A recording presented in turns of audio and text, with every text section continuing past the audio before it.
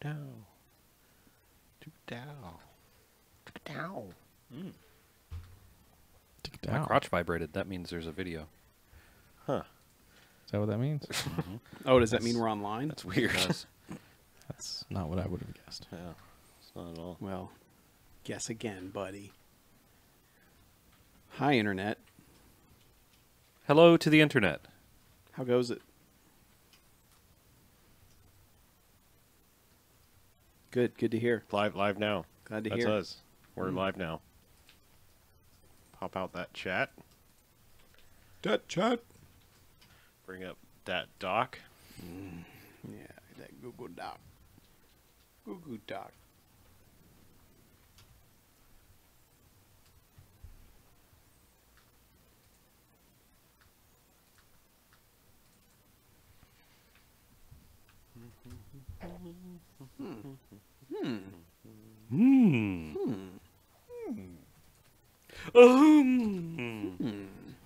You tweeting? Somebody Working on tweeting? Oh, all right. Trying to get a link. Yeah, I was about to retweet sorry. it, and Need then a I link. realized that there was no link. Sorry, Retweet. sorry, bro. Coming.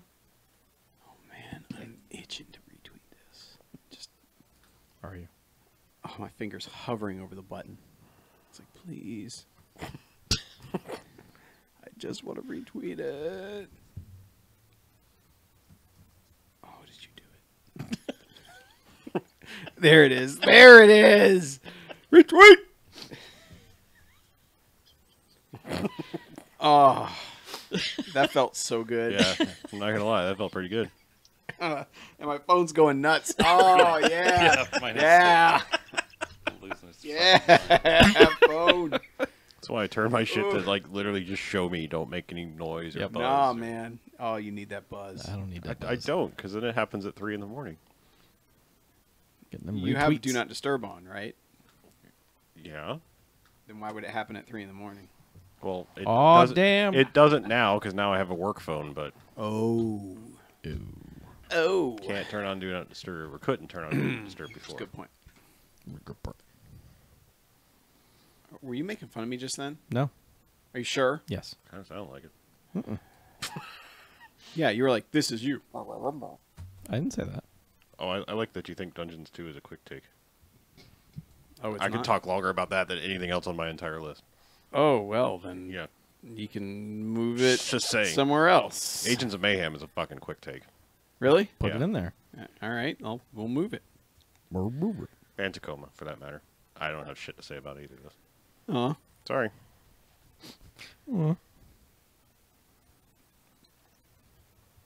Well, you should have shit to say about them. Well, I have a little bit of things to say about them. But they're quick takes. Yeah, not very long. Thus, the definition of a quick take. Yep. Yep. Doesn't have to be hot. Just has to be quick. Cool. Ain't nobody here. That's the way we like it. Nope. All right. Oh? Kevy is there, but he cannot log into his YouTube account on his Oh, work no. PC. Really? So can he log into any account, or fucking, he's I just don't know, can't man. comment? I thought you were troubleshooting him. Yeah. No. Get him ready. No. Ask him if he's tried shutting it down and then turning it back on again. Why don't you log the fuck into Discord and you ask him? No, because I'm in our chat. Have you I tried don't- turning it off and back on? Yeah, I don't- he should try that. Or just log in with his work account. Yeah. Yeah, Just who cares, man? route all the traffic through Friendster. Uh-huh. Yeah, Yeah. for real. Live Journal. Yeah. Be a fucking hot man of the 90s and log into that shit. Use web crawler. Yeah. Keyword Lycos. no quarters net. Yeah. Lycos. Dogpile. Ask Jeeves. That's still around. No. Invalidated. All right. It's just ask.com. Yeah, there's no Jeeves. They fired him. Yeah, that poor guy. No, he got freed. He finished the indentured part of his servitude. Oh, well, Yeah, that's a good point. that's, yeah. He was a serf. Poor Jeeves. Yeah. All right, so guys ready to fucking set it up and knock it down? Yes. No. Yeah. Well, No. Yeah. ready or not. Like Michael J. Fox playing Jenga. Let's fucking do this. Well, That man has a disease. I'm That aware. man has a family. And a family. I am aware. All right. are we recording? Wow. 10 points to Chuck right there. No, it's because I was futzing with all the settings. I never actually. You the real MVP. This guy. This motherfucker ready. Thanks. You're just happy. He could to- just feel their adulation through the Oh, yeah. through the video camera right over there. You were just soaking it up right then. Totally. All of Kiwi's unofficial Kevy. Pray. It doesn't rhyme with rain. It doesn't work with if it's Kiwi. Kiwi rain. No. Whatever. Kevy. I thought I was right when I pronounced it kiwi. You said Kevy earlier. Kevy rain. I may have said it. I mean, the first time I pronounced it, which was months ago. Oh. All right. Anyway, Yeah. we're recording. Thanks. We are Sweet. indeed. Welcome to No Quarters, episode 93. Hey, it's a motherfucking video game podcast. You are right, and we're back. Yes. And I'm Mackie. I'm BJ. I'm Chuck. And I'm Harlow. And yeah, we're still back. We took some time off. An extended vacation, if you will. Life kind of has a way of being a dick. You know? Right. We had hurricanes. Hurricanes. We had Chuck's movie thing. Yeah. All these yes. disasters happened. Hashtag Right. 31 like, and 31. Yeah. All combined. And Yeah, 31 and 31 was a Disaster. disaster. yeah, it really was. If you looked at the comments, it was a disaster. Mackie and I both got sick. Yeah. Yeah. And Not even honestly, good like, playing video for the games first sick. month of it, we didn't have any games. No. We were just like, I haven't played anything new. And now all of a sudden, like the past week, we're like, I played 50 games. Yeah. So strap in, friends. Or 5, if you're me. I don't know. We had a long document. We're like, all right, cut that, cut that, cut that. So Yeah, we had to make cuts. That's how many games we played. yeah. However, we're going to start off with one that literally came out the day we're recording this. It did. Yes. Yes. People in this room may have taken work vacation days just to cram this in for May No have, Quarters. yes. For you, the listener. Correct. And that would be South Park, The Fractured But Whole. Yeah.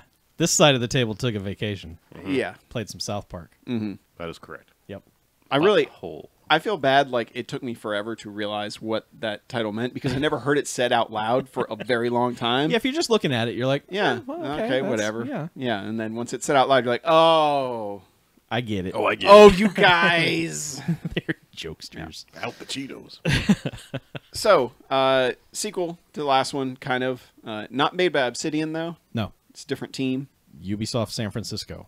Okay. Ubisoft. So Have they made anything else that I would know? Driver San Francisco? Oh, what? I think. I'm pretty sure that was them. You just wanted to say San Francisco, right? I like saying San Francisco. Man. So, how is it?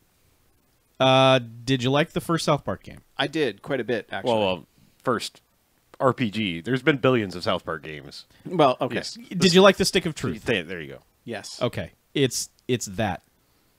But with a it's With most newer South Park references now? well, it's mostly that with references to things that have happened on the show after the Stick of Truth. Yep. With a superhero skin on it instead of a Lord of the Rings type skin on it. And they've advanced the RPG part of it like RPGs end up doing, where it's not it's moved from just standing in place and turn-based combat to grid-based. Yeah, XCOM, Oh. Banner Saga, whatever you want to call it. Yeah, so it's Okay. doing the thing all those the old games D&D did. Gold Box style. Yeah, so you fight on a grid. You got to place yourself around strategically to figure out where you're going to do the damage and everything. So the fights are a lot more involved than just The fights using, can using Butter's superpower and killing everything. yeah, the fights can take a while. Yeah. Especially depending on what difficulty level you're playing on. But I mean, other than that, it's really just the Stick of Truth, but more. if that's your thing. yeah, I mean, if you liked that first game, here is a lot more of it with a whole new story and different jokes, which for me, that's fine. Okay. I'm totally okay with that. Yeah, the one thing. All right, out of everything that's happened so far in the game, and I've played what, maybe 5 hours at That's most. about as far as I am. I can't figure out. Are you supposed to be the same kid that showed up in the first game? You are. Okay, well then I mean it's So kind of they weird. should know the kid by now. Well, that and also like I played on the same platform, and you'd think there'd be some sort of just import my character kind of thing. Yeah, but there was no stats or anything. It doesn't matter. I know, but I mean it's just I didn't realize that in going in. It was just like, hey, make a character, and yeah, it was like because I mean, like the game begins and it's still. it's the end of. Well, the the basic premise is that the pre-credit sequence is basically Cartman going back in time, quote unquote. He's not really, but he shows up while they're all playing Lord of the Rings game, and he's like, "We got to go into the future and play this other game because someone stole my cat." Okay. And a cat. yeah, and then it's just like we have to play, Coon and Friends now. So everyone's like, "Aw," and then they just all drop their gear, and then it's superhero game. So Okay. but yeah, you're still the king, Right. at the end of that. At the end of the first game, you're the king, and then that's gonna happen. Neighbor dog. Yeah. But yeah, you're the king who from the end of the first game, and then because everything gets reset, everyone acts like they don't know you, so you're just new kid again. So Okay. All right. yeah, So did that episode that they had have anything to do with the game whatsoever? yes, actually, actually, yeah, because very much so. the footage that was used in the E3 stuff that they used then in that episode is not in the game. Okay. The game picks up after that conversation happens, like after Where the two teams Yeah. Yeah, basically say, like fuck off. well, they've got the board of like their plan for the franchise and all the Yep. things that they had X'd out in the episode are X'd out still. Yeah. and that they're already in the middle of their Civil War phase. Yeah. Okay. So the episode literally is the prequel to this show. Okay. Or this game. So yeah, but I mean, it's got jokes, and so far they're pretty good. Hooray, jokes. But it's a lot of the same type things that you did in the first one. You open a lot of drawers and steal things out of people's refrigerators, and yeah, I mean it's not that different. But I don't have a problem with it yet because there's only been one of them. Yeah. And that was 3 years ago, so... Well, and they changed the gameplay, so at least Yeah. there's that. So Yeah. it's not just like, all right, here's this with a new skin and some different writers. I can Because see... is the humor there, I guess, is the other question. Yeah. Yeah. I okay. think the writers are still just bat and tray. Yeah. I don't think there's like I don't think they let the game people like go crazy with writing. No. I think it's just like, Okay. hey, you do Cody things. We'll But we'll- it's we'll weird. make You the can jokes here. notice when, like, a developer has stepped in to do a voice of some ancillary character, because you're like, whoa, that is not a South Park voice. Who the fuck is that? But yeah, I mean, the writing is there. Yeah. I haven't gotten anything on the level of dodging your parents' balls Yeah, during a that sex one, scene yeah. yet. But Oh, I think it's coming. yes, you're probably right. I mean, Yeah. no, I mean, I think that like if they don't do something to outdo themselves, they Yeah. wouldn't feel like they did anything. Yeah. You know. But I mean, it has a lot of that, and I guess this was in the first game too. It has a lot of that Lego stuff of you can see stuff in the world that you're going to interact with at some point. You just can't figure out how to do it yet. Yeah. So Did you call that Lego stuff? the Lego games have a lot of that, like if you don't have a specific power, yeah, you it's can't. like that wall's glistening. You can't do Yeah, anything it's- with I mean, it. it's kind of the until- Metroid. Yeah, I thing. was going to say Metroidvania, but yeah, yes. but I'm just for modern reference. all right. When was the last actual Metroid game? 3DS came out like a few weeks ago. Oh snap! Well, It was a remake of a game from 1989, though. So you know. Well, you There's could that. also say when did the last Lego game? Oh, the one just came out. yeah, Yeah. that's Was there a movie that came out recently? Oh, another one. Yes, another there's a Lego. another Lego game just came out. Yes. yeah. But yeah, there's a lot of that interactive stuff that like I'm gonna come back in 5 hours and be able to shoot that pinwheel And off is the the roof. is the grid-based battling fun? I do like it. I can see it maybe getting a tad too complicated by the end of the game, depending on how many powers you end up getting. Mm-hmm. It's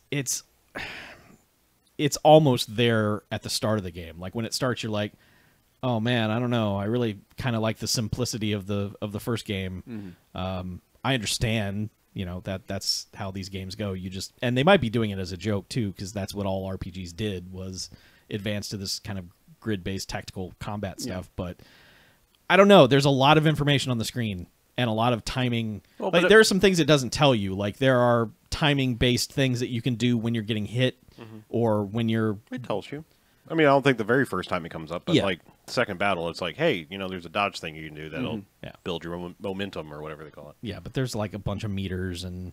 Yeah. But I mean, there's also added layer of strategy to it because like you'll do a power that like fans out in front of you, and so like you'll wait until you'll get people in the grid just right and be like, all right, now I can hit all 4 of these people. Yeah, because like your basic powers have like a range of 1 square in front of you, but then you have longer attacks that will shoot like the entire grid length. So if you've got 2 or 3 enemies in a row, you can hit them all, or in a diamond shaped pattern or stuff like that. So yeah, it could get pretty complicated by the end of the game. I could see happening. So, but I mean, the things that I liked about the first, there's more. I mean, like you really just kind of had summons the first time, like call in somebody. But this one, like you have ultimate powers when that momentum builds, and each character has one that's different. Yeah. But you still have like call in summon type things too. Is there one as good as Jimmy's in the first game? Jimmy's in this one is pretty good, but I think so far, I think my favorite is Craig's. Yes. Super Craig's is pretty good. Yeah. Craig in general is just one of my favorite characters. Yeah. So. Yeah. And Super Craig just being Craig. Pretty much, he just stuck an S on his, like, And says super before his name every time. and not really, yes, and really, well, in his blasé voice, just like Super Craig. Yeah. Yeah. Awesome. But yeah, it's another South Park Stick of Truth game, and that's a good thing. So. Yeah, and were the copies of the original game of Stick of Truth, was that just for pre-orders, or is that everybody that buys it? I think that was just a pre-order bonus. It's it was in the case, so it was a code in the box. Okay. Oh, you did physical copy? Yeah. Oh, okay. So Oh, cool. it might be like the first run, the day one edition, but Yeah. it also could be they never run out of the day one edition, like certain games did. So Yeah. I will say, unlike the first one, this one has a season pass. yeah, but I haven't seen any hooks for it yet. I don't know if it's going to be like additional story content It after. Is yeah, it? Okay. they've laid out what it is. Oh, okay. Yeah, there's going to be 2 big story mission ones, and then like some cosmetic / helper characters type things, and the tally thing that's in there that you got from pre-order is actually part of the season pass. If you didn't pre-order, and Okay. tally basically just So that's the way you do pre-orders. Yeah. yeah. Well, tally basically just comes up in like a little puff of smoke, and it's like, hey, you can do this here. Yeah, he's literally just a tip Yeah. thing just to pop up and tell you, hey, you should check the fridge. There's always good stuff to steal in the fridge. Pretty much. I mean, that's literally it. And he usually says it like right when you're doing it, or you've already done it like 10 times. It's like, okay, thanks, Tally. Go away, please. Yeah. So, but yeah, I mean, don't let that be your draw to pick up the game. There's, man, this is kind of one of those things like I don't want to spoil anything. There's one thing I will tell. Okay. And I don't think it's super spoilery, but every time it happens, it cracks me up. Is that the very first time it happens, especially, it was really good. But they're all having this epic battle in the street, and it's actually like, it carries on from the last game. So it's like you're battling this dragon, which is basically just a Red Rider wagon with 2 kids on it and really stupid cardboard stuff around it. Yeah. And it's just like they roll this out. It's like the behemoth dragon or something like that, and you're just about to cast your spell, and they all go car. And they all go off the road, and the car goes by. And usually, it's like, get off the road, you damn kids! And then they, all right, back up. All the battle stuff leaves the screen. The music stops. The kids just go and get on the sidewalk and stand there and wait. And the car comes through. You damn kids! And then the battle continues. It happens several times. Yeah, and it's funny every Pretty single time. good. Yeah, and it happens with just enough regularity that it's still funny. Yeah, you're selling me on this game. it's a good game. So far, I'm 5-6 hours into it. It's worth it. Yep. Sweet. Yeah, and there's a lot more inappropriate jokes that I won't tell or spoil or whatever. Nope. All right. So it sounds like South Park. It's South Park. It's unhinged, unfiltered South Park. Your origin story for your superhero power basically references the first game. So like your traumatic experience that caused it, you can probably figure out what that is. Yeah. Yep. Yeah. All right then. So It's good. next up. Speaking of cartoons. Yeah, speaking of cartoons. Cuphead. Harlow and I have played Cuphead. Man, that's the game that people have been looking forward to for like 600 years. Oh yeah. Well, both these games. Yeah, both of these have been delayed for quite a while. Yeah. But yeah, I played Harlow's copy of Cuphead. copy Cuphead from Mega Man. Cuphead, yeah. Yeah. Talk about a game that gets like A+ squared for presentation. Yeah. Like presentation of that game, everything about that being a 1930s cartoon is fucking spot on. There's stuff in that game I don't know how they did it. Like I genuinely don't know how they made this game look like this. Like I want to know what engine they did it in. I want to know what kind of filters they built, what post-process, whatever they did. Technically, this game is a fucking marvel. Like it's amazing. Gameplay, however, Yes. it's too goddamn hard. It is, and it's one thing to be like, well, on the NES games were hard and we just learned them because we kept playing them. The difference being games on the NES, stuff's going to come out in that same pattern. When you play Contra, every time this guy's going to come on the top shelf, this guy's going to run at you on the bottom, this guy's going to have sprite. Like the enemies are always going to be the same. Cuphead, it's always randomized. So it's never going to be just memorizing the pattern. It is actually being able to react fast enough to play that game. And that kind of made me feel like an old man. Might I suggest that you get good? I did, actually. I Oh, well, got then further than problem Harlow solved. did, according to our saves. But man, it is just, there's a difference between this and like Super Meat Boy, which play similarly in that it's kind of like, all right, here you go. It's going to be hard as fuck. Deal with it. With Super Meat Boy, it never feels completely unfair. Whereas Cuphead, it feels like the randomness of it will put you in situations where you cannot win because of how the levels play out. And it eventually becomes this process of frustration because you're like, God, I just want to see like more of this cool looking stuff. And you can't because okay. Rewind a little bit. The way the game plays out is it's an overworld map and you are Cuphead and Mugman who have bet their souls playing dice at the casino and lost. Sure. So now they have to collect contracts on everyone else to bring them to the devil. And that's what brings in the boss fights, where you've got, Super Mario World, Super Mario 3 style overworld where you're walking around and then you come up to a thing and that's your level. And it's got that awesome, watercolor with ink on it look to it, that old Disney cartoon like the backgrounds did, but you can tell the stuff that you're supposed to be interacting with because it's kind of wiggling a little bit. And you'll go up to this garden, and then you have to fight this battle with potatoes, like a potato boss that turns into an onion boss that turns into something else. And it's like, it's a single screen boss battle, but they some of them play almost like bullet hell shooter things where it's like there are projectiles everywhere, and you've got the tiniest window to dodge all of it without getting hit and still shoot. And Oh, like a shmup? kind of, yes. What do you call him? I just wanted to say shmup. Shmup is a fun term. But I mean, Harlow, you haven't said much about it. Yeah, I've been kind of ranting and raving that's here, fine. but I was just seeing where you were going with it. That's all. yeah, I think my problem mainly, besides the difficulty, is it's tough to tell how well you're doing. Because the feedback is basically the boss that you're shooting flashes when you're hitting him. But you don't know that, oh, well, I hit him enough times for this to happen until it just happens. And then it goes to the next phase of the boss fight. So it's just kind of a matter of holding the shoot button and dodging stuff and then hoping that you've been holding the shoot button long enough for everything to progress the game. Whereas most games, I guess we've gotten used to, you get some kind of feedback like when you're health doing bar, something yeah. right. Yeah. But it doesn't have any of that. And on your HP is a tiny little box in the corner that just says HP 3, HP 2, HP 1, and then you're dead. So it's difficult to gauge how you're doing a lot of the time. Yeah, and it also, I mean, if you care about useless score, if you lose any HP, you've basically guaranteed you're going to get a lower score on whatever thing. Yeah. I don't know what the point of getting an A+ on every boss battle is, other than I got an A+ on every boss battle in Cuphead. I'm awesome. Look at me.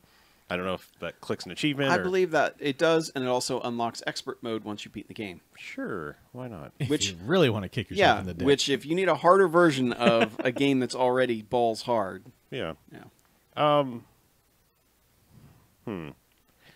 I've gone back and forth on Cuphead a lot. Like when it first came out, I was like, all right, I get this. This is really pretty. And then it was like, fuck, this is hard. I don't think I like this. And then it just finally kind of clicked for me. I think it helped to getting because you mentioned it's mostly boss battles. There are some standard platforming levels where the basic goal is to go and get, I think, 5 coins on each one. Because the coins allow you to buy the upgrades. Because there's yeah. a shop where you can get a spread shot type thing. You can get more health, but it means you have less firepower. The one you told me to get, which made a huge difference. Like I straight up restarted the game because I had bought the health and I didn't buy this. And it's a shot that seeks out your enemies, but it doesn't do nearly as much damage. And it kind of picks what it's going to go for. So you could have an enemy right next to you, and it's going to be like, nah, you need to shoot that thing up there. So it's not always reliable. You can kind of direct it just by pointing towards it, but yeah. But that made a huge difference as far as some of those levels. But you want those coins so that you can buy more upgrades. Yep. And yeah, but almost every upgrade comes with you get this, but it does this bad. There's not really any straight. Just like, hey, here's an awesome upgrade. Maybe one or two. Like I got one where when you do the dash move, you actually like disappear briefly. That is incredibly important when you're fighting the blue bouncing blueberry thing. Right. Yeah. Which is it's. Yep. I mean, I know which one you mean. There is a sense of accomplishment from beating them, and when you go to a boss, it basically says, "Do you want simple mode or regular mode?"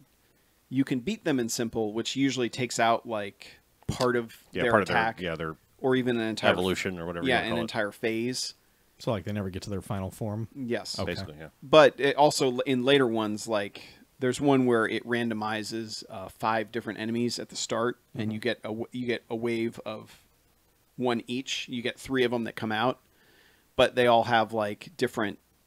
Like one is a big giant gobstopper that's chomping like Pac-Man, and he's got a little guy following him. But if you do simple mode, it's just the gobstopper. Oh.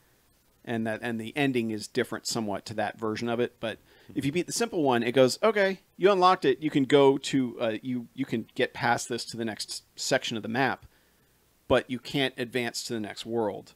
Because when you go to the world, the dice man, who's a guy with dice on his head, or dice as his he's head. not going, oh! Yeah, no. But he basically says, you got to have all those soul contracts or you can't come through. You got to pay the troll toll. Yeah, exactly. So you can beat them and you can explore that section of the map if you beat it on simple, which still isn't the easiest thing in the world. Because like the second world, I've beaten 2 of them on simple, but I can't beat any of them on expert or on regular yet. So it's tough. Yeah. It's really hard, and it sucks to be brick walled like that, which is what that game does continually. And Because you want to see the content. Yeah, because like it has awesome like big band style music for everything, and like some of the stuff has barbershop quartet stuff singing. Like the opening theme is about how they sold their souls, and the devil's going to take their heads, and just all this. Like it's just presentation wise, it's freaking awesome. Yeah, yeah. I think I mean, and you want all that. You want to see more of that, and you just can't. I haven't hit the like, oh fuck it, I can't do this anymore phase of it yet. It may come. I don't know.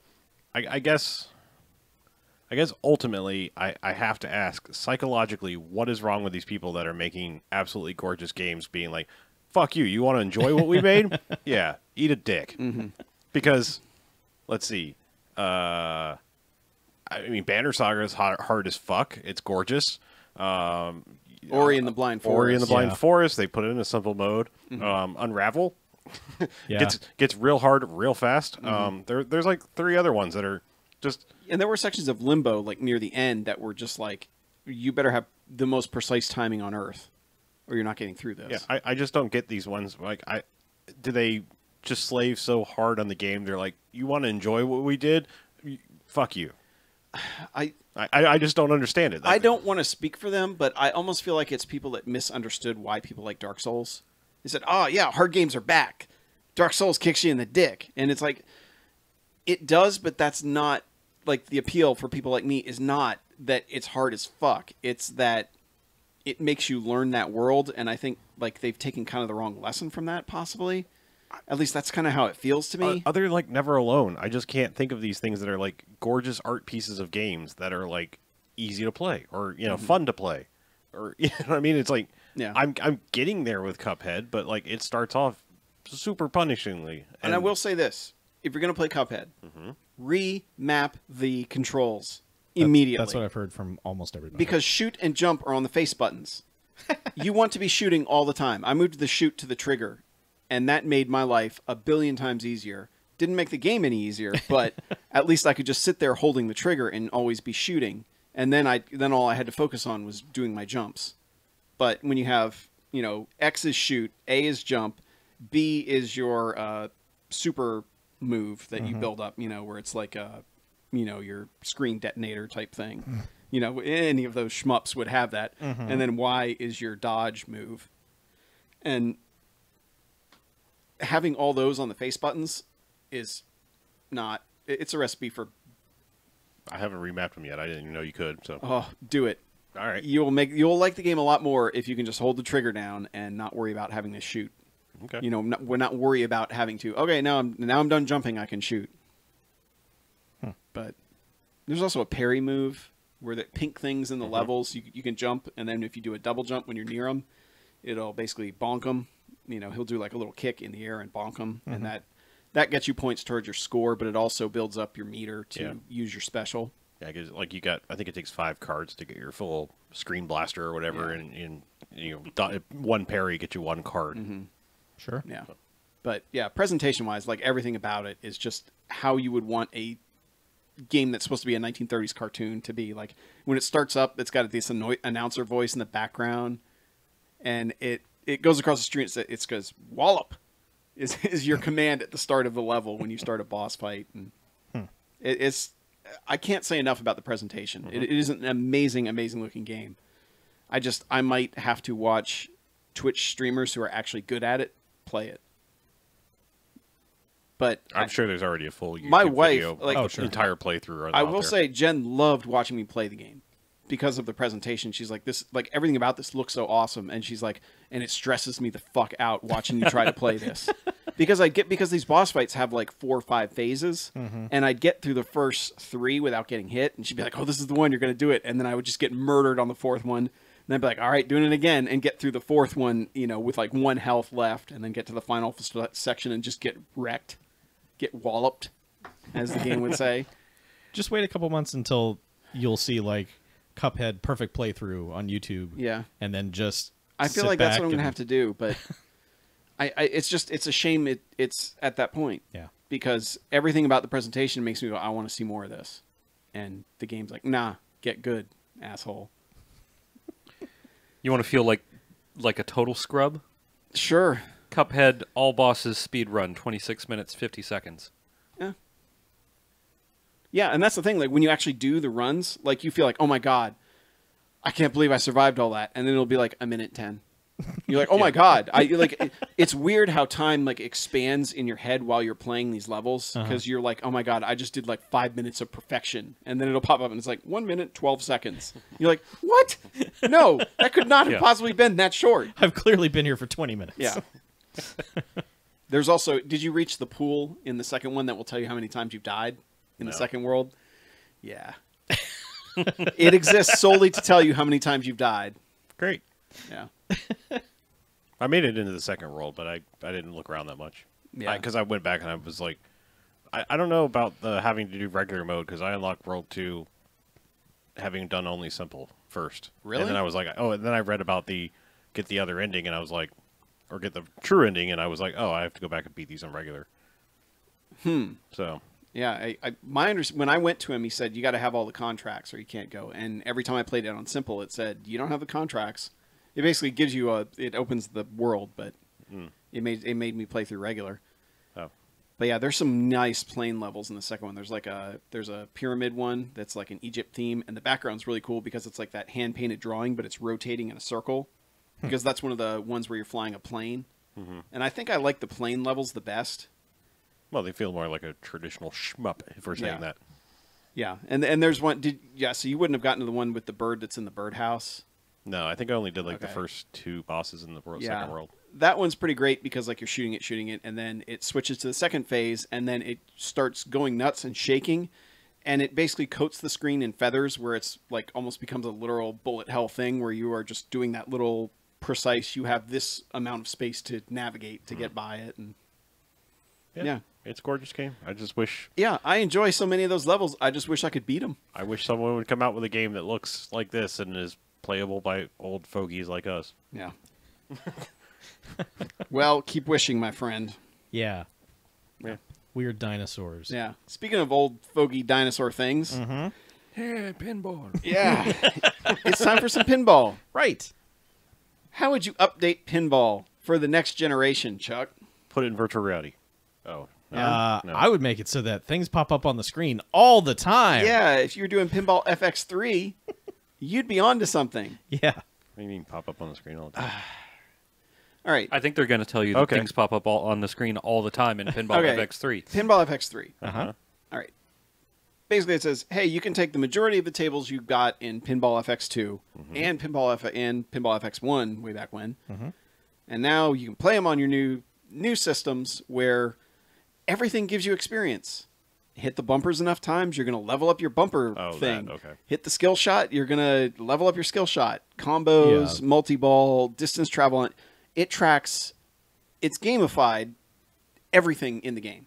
They've made a metagame out of the statistics I'm sure they got from just playthroughs of the game. Like how many times did people hit this ramp? How many times did people do this and then immediately follow it up with this? And then they just turn that into, here are experience points for doing that. Yeah. So Which, I didn't really mean- pay attention to any of that. So. well, as soon I as just you played some pinball. Yeah, and that's the thing is you can play it, and those things are going to be popping up in the corner, but you can kind of ignore them. yeah. There is eventually like after you finish your game, it'll say, oh, you've unlocked this stuff, and you can activate these upgrades that mean, okay, now that I hit the bumpers this many times, I get 60% more points when I hit the bumpers if I've Yeah. activated this. And you I've done none of that. Yeah, there's 6 perks that you can turn on 2 of them at a time. Mm-hmm. So, if you want a longer ball save, you can adjust that one. I forget how you even activate that one, but, how you level that one up, so to speak. But there's also, what I like that they've added is there are challenge modes where one is like one ball, get a certain score on one ball, Yes. get a certain score on a 5-minute timed game. Unlimited balls, but you got 5 minutes. Mm-hmm. And Those are all right. I like and then those. I think a survival mode or something. I'm trying to remember what that last one was. So how long you can keep the ball in play? No, because like that would be just the one ball one. Yeah. But yeah, I forget what the third mode is now. It's just because my brain's not working right. But Mm-hmm. I mean, I like those.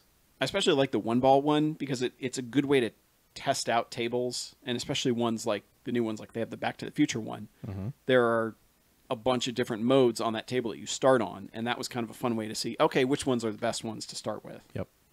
So, yeah, they've gamified all that stuff. At least it gives you a reason to kind of want to play some of these tables you may have played to death already. Yeah. If you You know? want a new reason to go back and play old tables, Mm-hmm.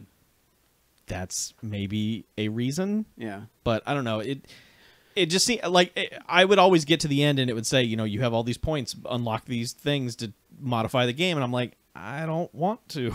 Yeah, and there is a pure there's a pure mode leaderboard, and then there's a you've got the upgrades leaderboard. Yeah, which is good. They've Yeah. separated all that out, which is totally fine. But Yeah. something about it feels wrong. Mm-hmm. And also reaching higher levels on the challenges allows you to unlock like a ball slowdown Yeah. mode, and I think there's a time freeze, and there's like a rewind, something like that. Mm-hmm. So that stuff is in there too, if you really wanted to use it. But again, there's a mode that's just like none of that. Just let me play pinball. Yeah, but they implemented tournaments better, I think. Yeah, Um, they have weekly stuff where it's like, okay, play these 4 tables. Yeah. And, I mean, it's what else were they going to do with it besides make new tables? yeah, So they came up with something. yeah. Speaking of new tables, Uh huh. they put out the Universal Movie Pack. Oy. which is Back to the Future, Jaws, and E.T. Uh-huh. Those hot recent properties. Yes. All the rides that have been closed at Universal Studios. Wow, except E.T. How the fuck is E.T. still open? I don't know, Out because of that all ride the rides, is garbage. Back to the Future, Hey, Back to the hey. Future was awesome, Yes. and E.T. is shit. Yes.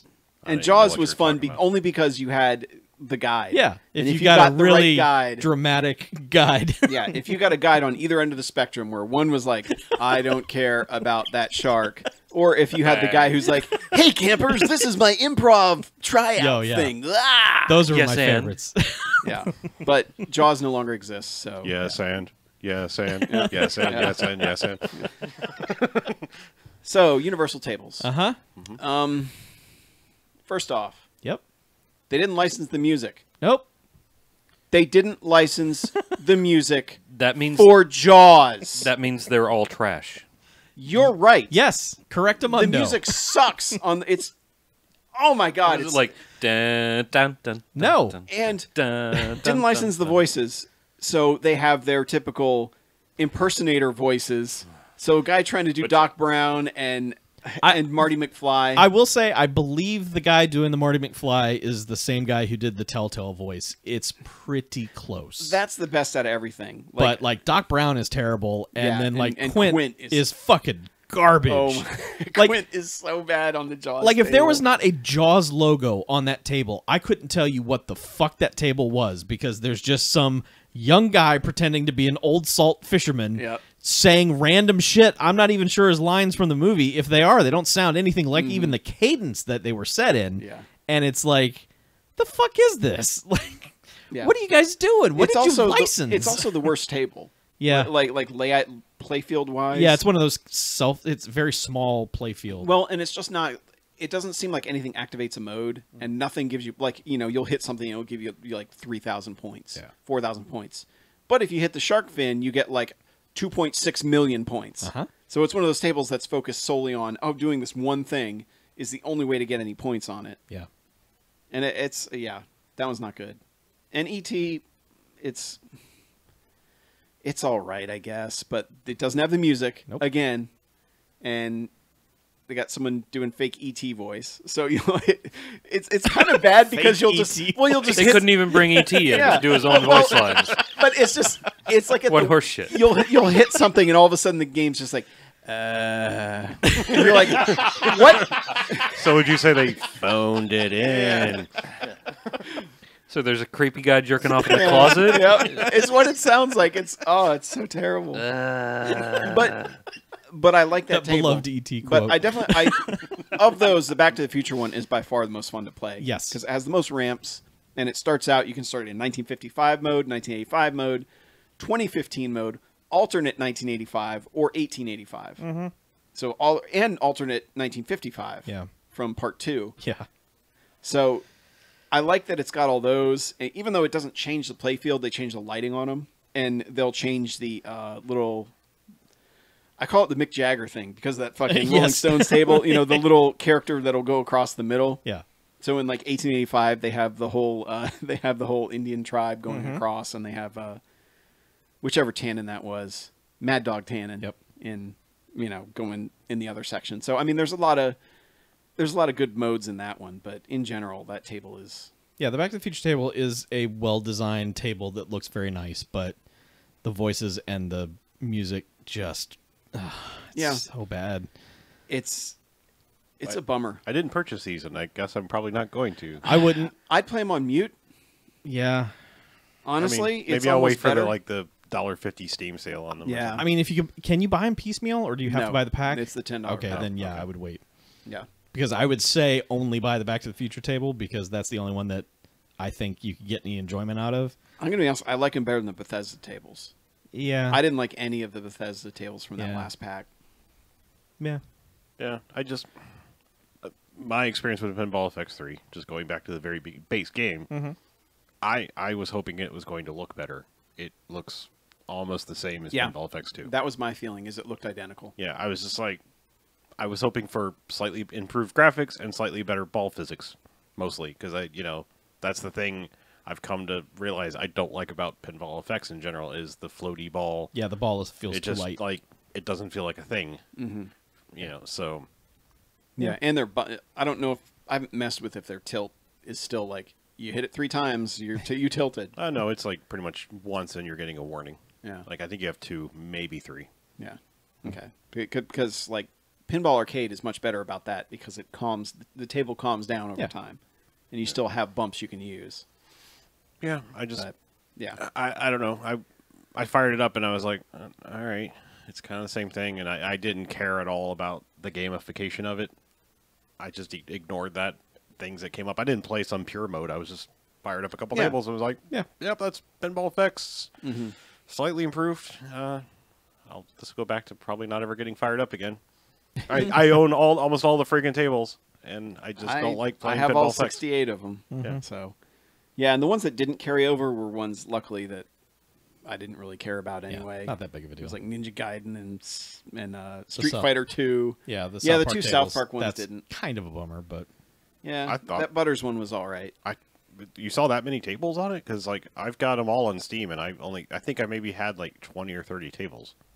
I don't have the Bethesda pack, and I don't have the Universal pack. I think I have everything else. This was on Xbox, so I'm not sure, yeah. but it's 68 out of 68 is what it told me. Oh, okay. So, yeah, It seemed like I was missing a shitload of tables. maybe I mean like that Universal pack was announced kind of before they launched Pinball FX3, although they kind of came out at the same time. So maybe whatever the next tables will be like some sort of better graphically or something like that. I think the next bunch of tables that come out will be the actual judge of if they've improved anything at all with that engine. I'm guessing they've just built a shell around their existing tech, and that's it. well, and I don't believe that they're doing any of those tables in 2. Like No? the Universal tables were not available for Pinball FX2. Oh, okay. So I think they're pretty much like, So all right, that's it, they're then. sunsetting that one Okay. and moving on. All right, well, So, oh well. yeah. So, speaking of moving on, Go on. BJ, Yes. last weekend, Yes. a little game you and I might have played a bit of Yes. had their beta Yes. for their sequel, and that would be Battlefront 2. Yes. Star Wars Battlefront 2. Yes. Battle for the Fronts 2. Correct. War of the Stars. Affirmative. Roger, Multiplayer Roger. beta. 5x5. Yes. Yeah. All eras now in this game. Not- Except for not the beta. just- Yeah. Well, yeah, but I'm saying like not except for the not just original trilogy. Correct. Well, I mean the Yeah, the beta. Yeah, The- it only had prequel. No, it didn't. have Battlefront Rey in it. 2015 had There was stuff from Force Awakens in there. there was stuff from Force Awakens. No, and there was from Rogue One.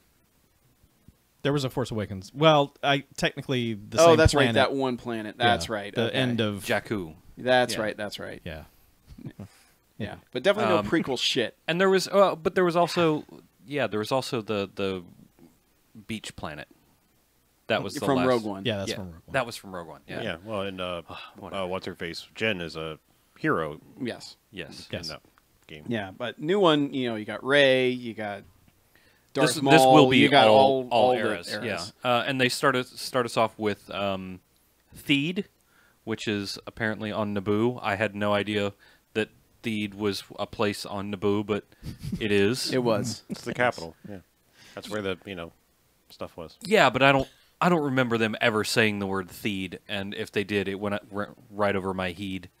It was in the midst of a You lot of should a have heeded trade. Yeah. If you had read the trade negotiations, you would have known. Yeah. Oh, that okay. It was an important part of the prequels. I had my heat in something. the sand for that portion. If you'd read the lower thirds on C-SPAN when they were doing the trade negotiations. Yes. Right. Trade crawl. That was Theed Span.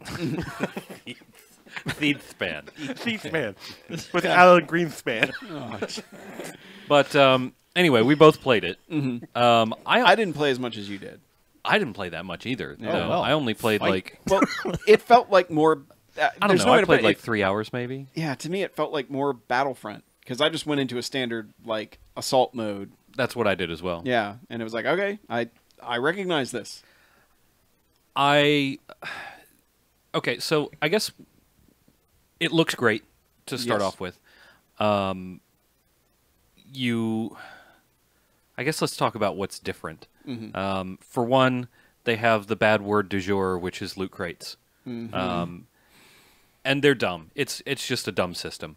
Like, to tie actual things that are part of sort of like your leveling up progression-y stuff behind RNGs. It's dumb.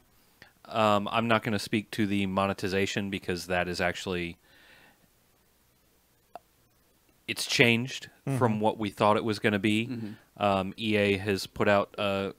they haven't really put out a statement, but they've had some text, some official text, and I really haven't had a chance to read it and see what's what with it. So I'll withhold comment on the whole pay-to-win thing, but putting actual useful stuff behind loot boxes is dumb. Well, when you say, like, is it like Overwatch? Like, you finish a game and you're like, hey, you got some points towards loot boxes. Here you go. Yes. Okay. Sort of. But the stuff in them is not cosmetic. Yeah, it's not cosmetic. It's So actual it's just gear. randomized. I don't have a problem with that. I mean, as long as you can earn it in game, that's all I care about. Yeah. So I hate the fact that it's randomized and you can end up with duplicate crap. Can you? Yeah.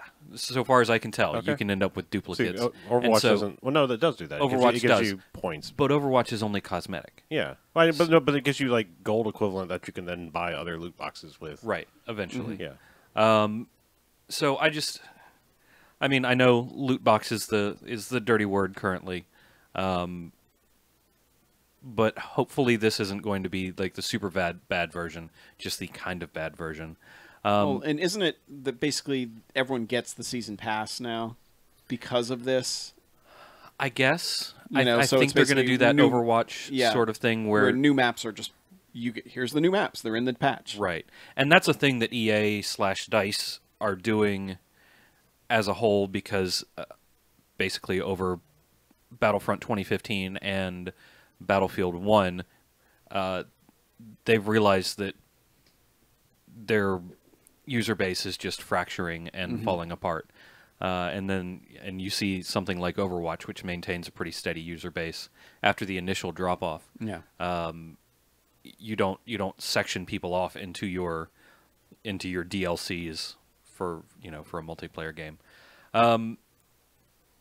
So aside from the loot boxes and the season pass thing, one of the things they've changed is the sort of heroes and power-ups system, like where before you'd have to pick up a token that was pretty much in the same spot on every map all the time.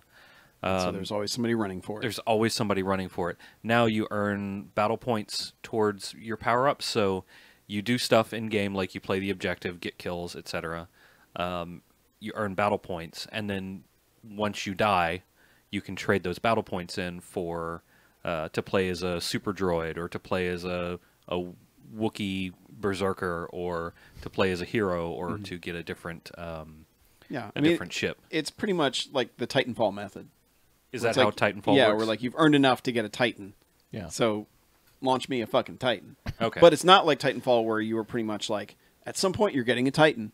Yeah. You know, whereas this one, like, you still have to play well in order to earn enough to be able to do it. Was my understanding of how it worked.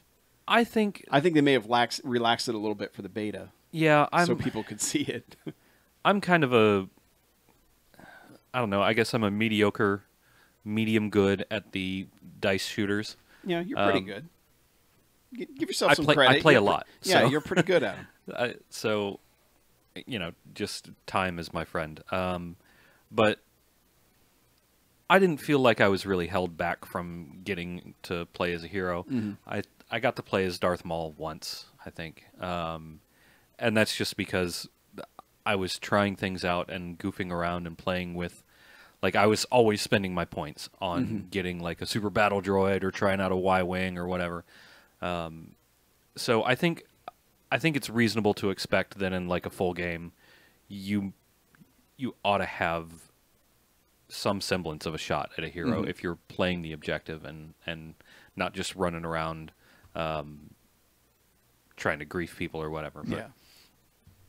I like the system. I think it's a good idea. It's fun and it changes things up. And you also they're also class based. So now you have, instead of before where you're just a trooper and you're and your star cards would determine what sort of class, quote unquote, you would play.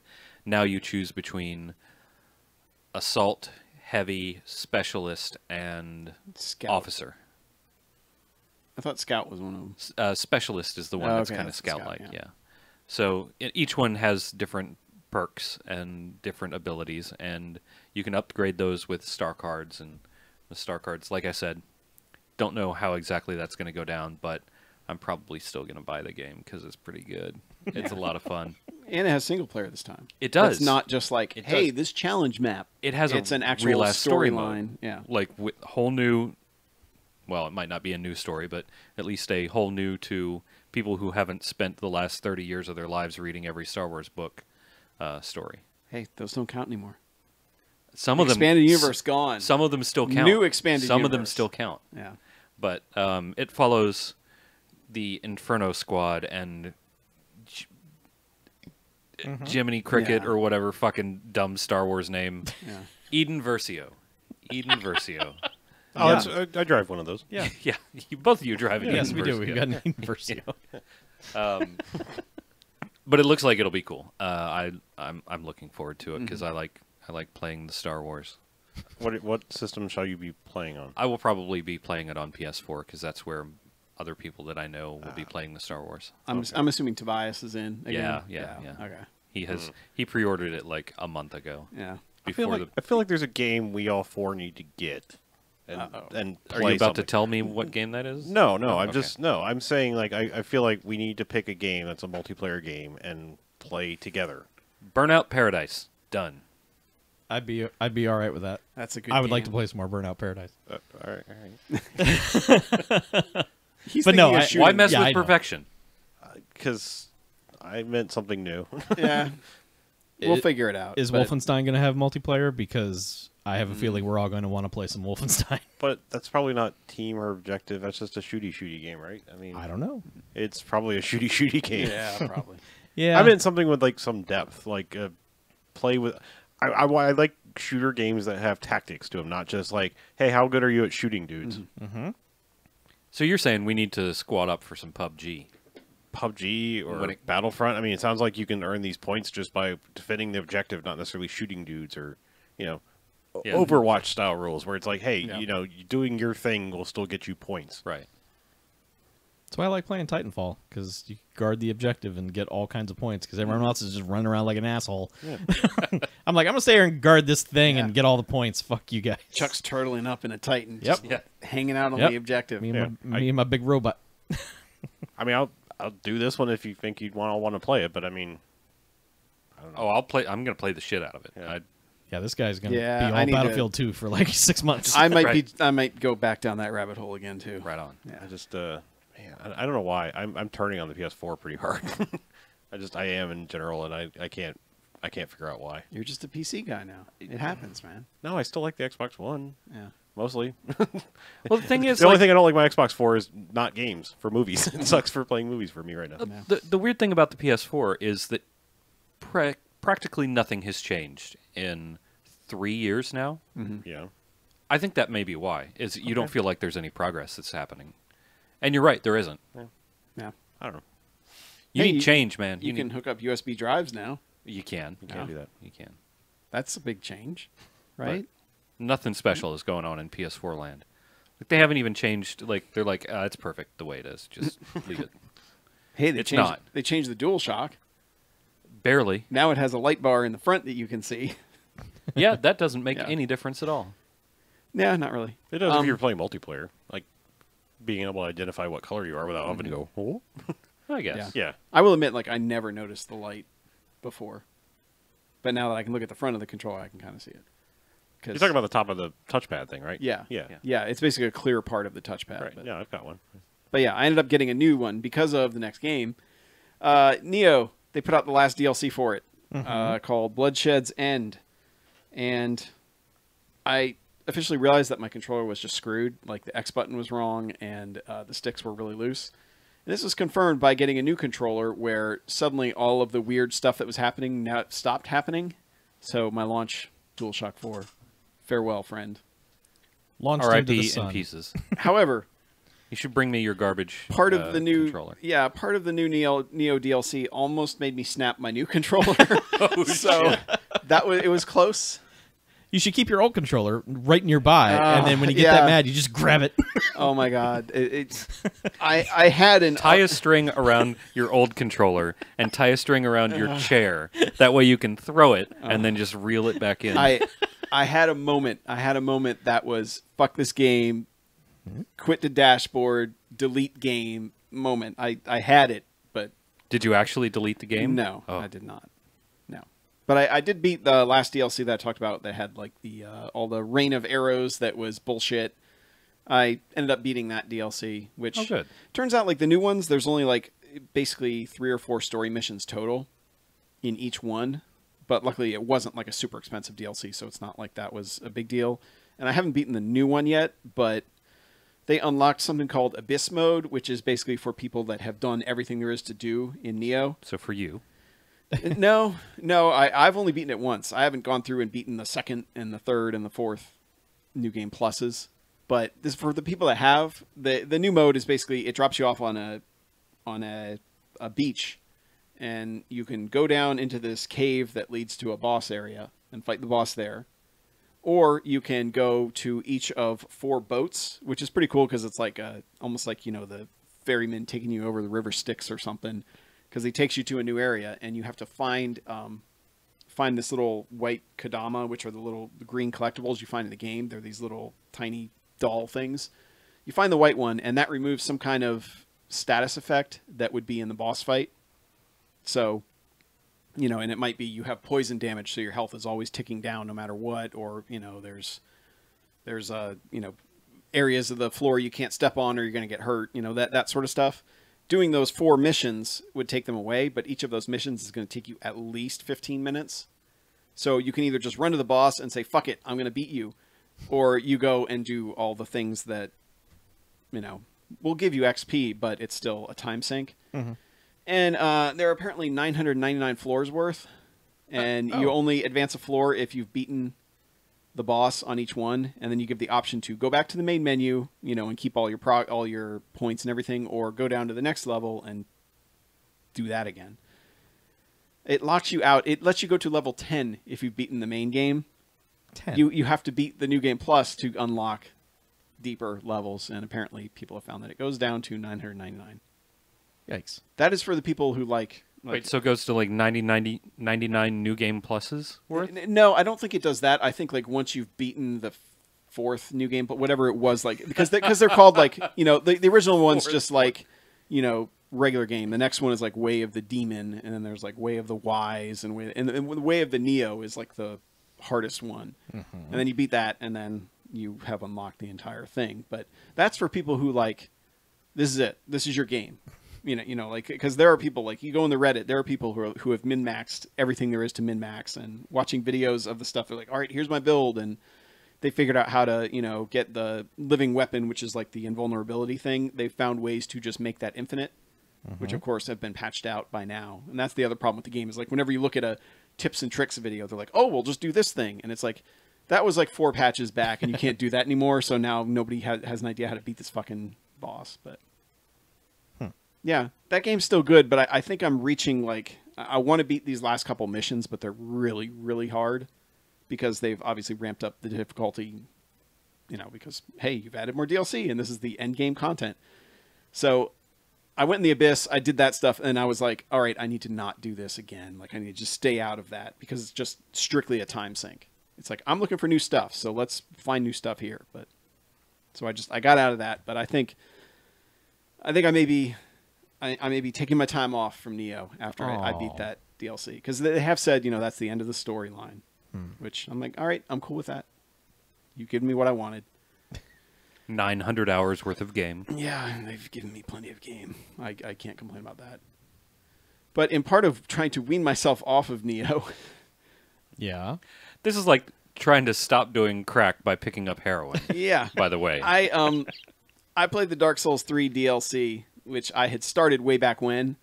I had started Pre-Neo? Ashes of Ariandel when it came out last year. Or actually it might have been the year before.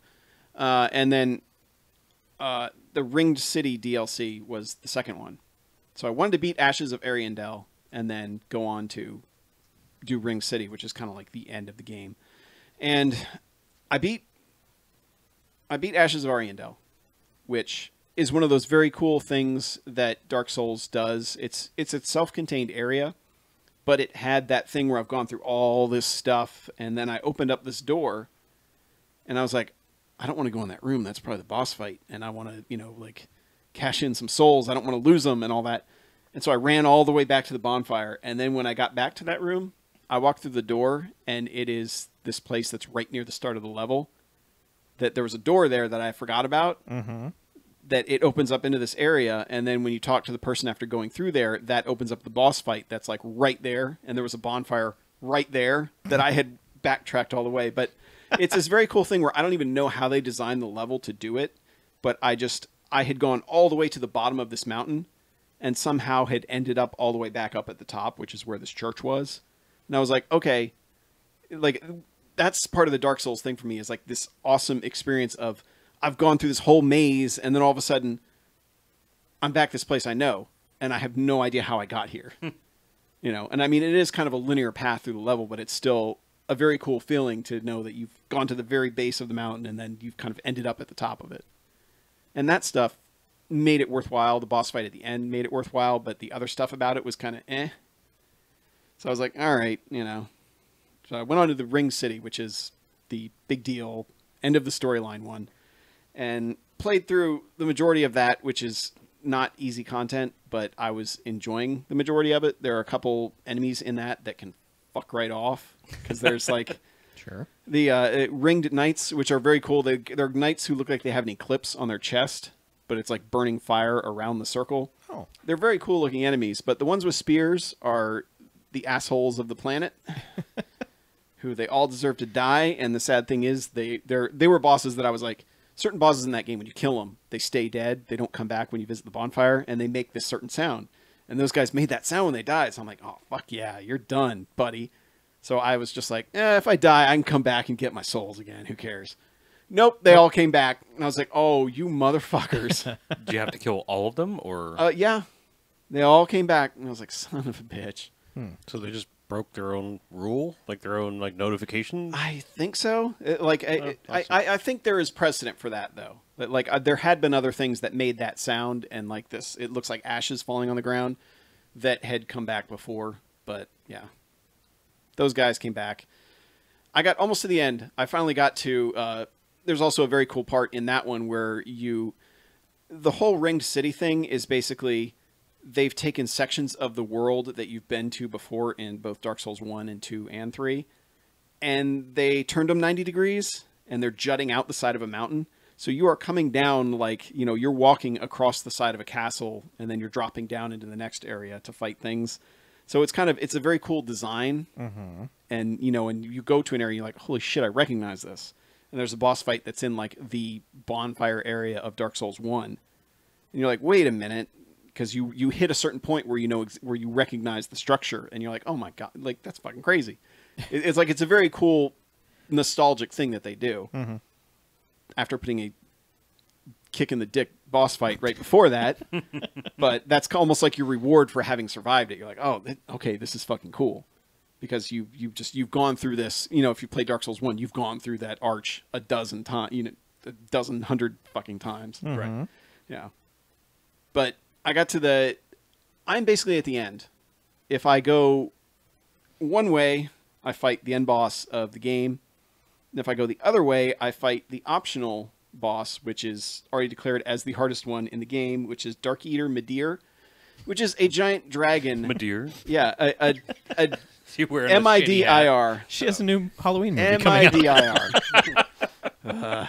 Yeah, Midir, I don't know what exactly it is, but It's a bearded dragon. it's a giant dragon, and it is like it's one of those enemies that can wipe you out with like 2 hits, but is giant and can move 10 times faster than you. So I have gotten it down to like, a percent of health a dozen times and still died because I fucked something up. And that this was my mission around the time of the hurricane. I was just like, I'm gonna keep playing this, and I'm gonna beat this fucking dragon Until I blow away. Yeah, and I'm gonna do it until the power goes out. And I have fought that thing at least 200 times now. Oh man. And the problem is when you summon in people, like people are like, oh, just call some people in, get some bros to help. The dragon gets stronger. The dragon gets more health the more people you bring in. So it's designed so that you can't really bring a whole bunch of people. You have to bring you can either bring the one person that is a computer controlled summon, or you can summon another person.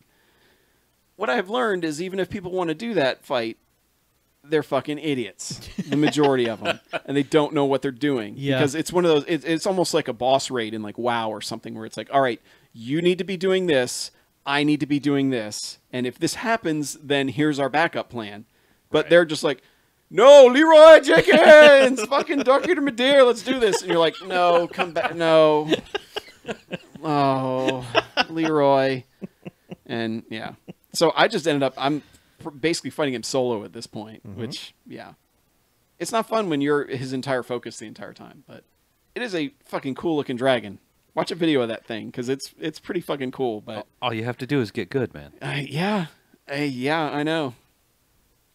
That's the lesson of today's podcast. Yes, Get good. Get good. But yeah, I've gone back a few times, and I'm like, the control scheme's slightly different from Neo, and when you've been playing other games, you're like, oh, I forgot how this controls and all that, and yeah, I haven't been able to go back and truly work my magic yet, but I'm gonna beat that thing, and then I'm gonna beat the other boss, and then I'll be done with Dark Souls 3. I believe in you. You can do it. But yeah, anyone who was following me on Twitter about that time was just like, is he having a mental breakdown? Because I was just posting screenshots. I'm like, yeah, look at that fucking dragon. That's cool. Yeah, I remember that. Yeah, well, that period of time. Well, because when you're going through, there's this part where you get to a bridge that you're like, all right, I'm going to cross this, and you hear this, "Rawr!" And the dragon comes in and fucking scorches the bridge, scorches the country, like the mountainside along it, and then perches on the mountain. Thatch roof cottages. No, none there. Okay. But no, he's not a Trogdor. Okay. But he perches on the side of the mountain and just stares at you. Sure. And that's like one of the coolest things ever. Where you're like, holy fuck, this dragon. And then as soon as your foot touches that bridge, he immediately pops off the mountain and flies and just scorches everything. Mm-hmm. And then he perches on the top of a mountain behind you that I never saw him before that. And then as soon as you set foot on the bridge, he comes back. So you have to like time it so you can run around. But it's just having this dragon stare you down, be like, bitch, come on, do it, is really cool. But yes, and then you end up knocking him down into the pit eventually, and then getting murdered by him over 200 times because people that you try to bring in are fucking Leroy Jenkinses. Right. Yeah. So that's Dark Souls 3. Okay. Yeah. I like it. I definitely think, like, if you're a Dark Souls 3 player, you're probably going to want to play both, but I'd definitely say Ring City is way better to play than Ashes of Ariandel is. All right. Yeah. So, Harlow. Yes. Oh, We got a sequel. yeah. Speaking of sequels, What? you're the only one who really played SteamWorld Dig, from what I remember. Yeah, I think everyone should have it five times over because they like to give that game away. I think I have it on everything. Yeah. Yeah. No, I have this weird video game thing. I like games that involve digging. Like, I can't figure out what it is. Like, games that like involve going down, to a level and progressing that way. For some reason, that's just my jam.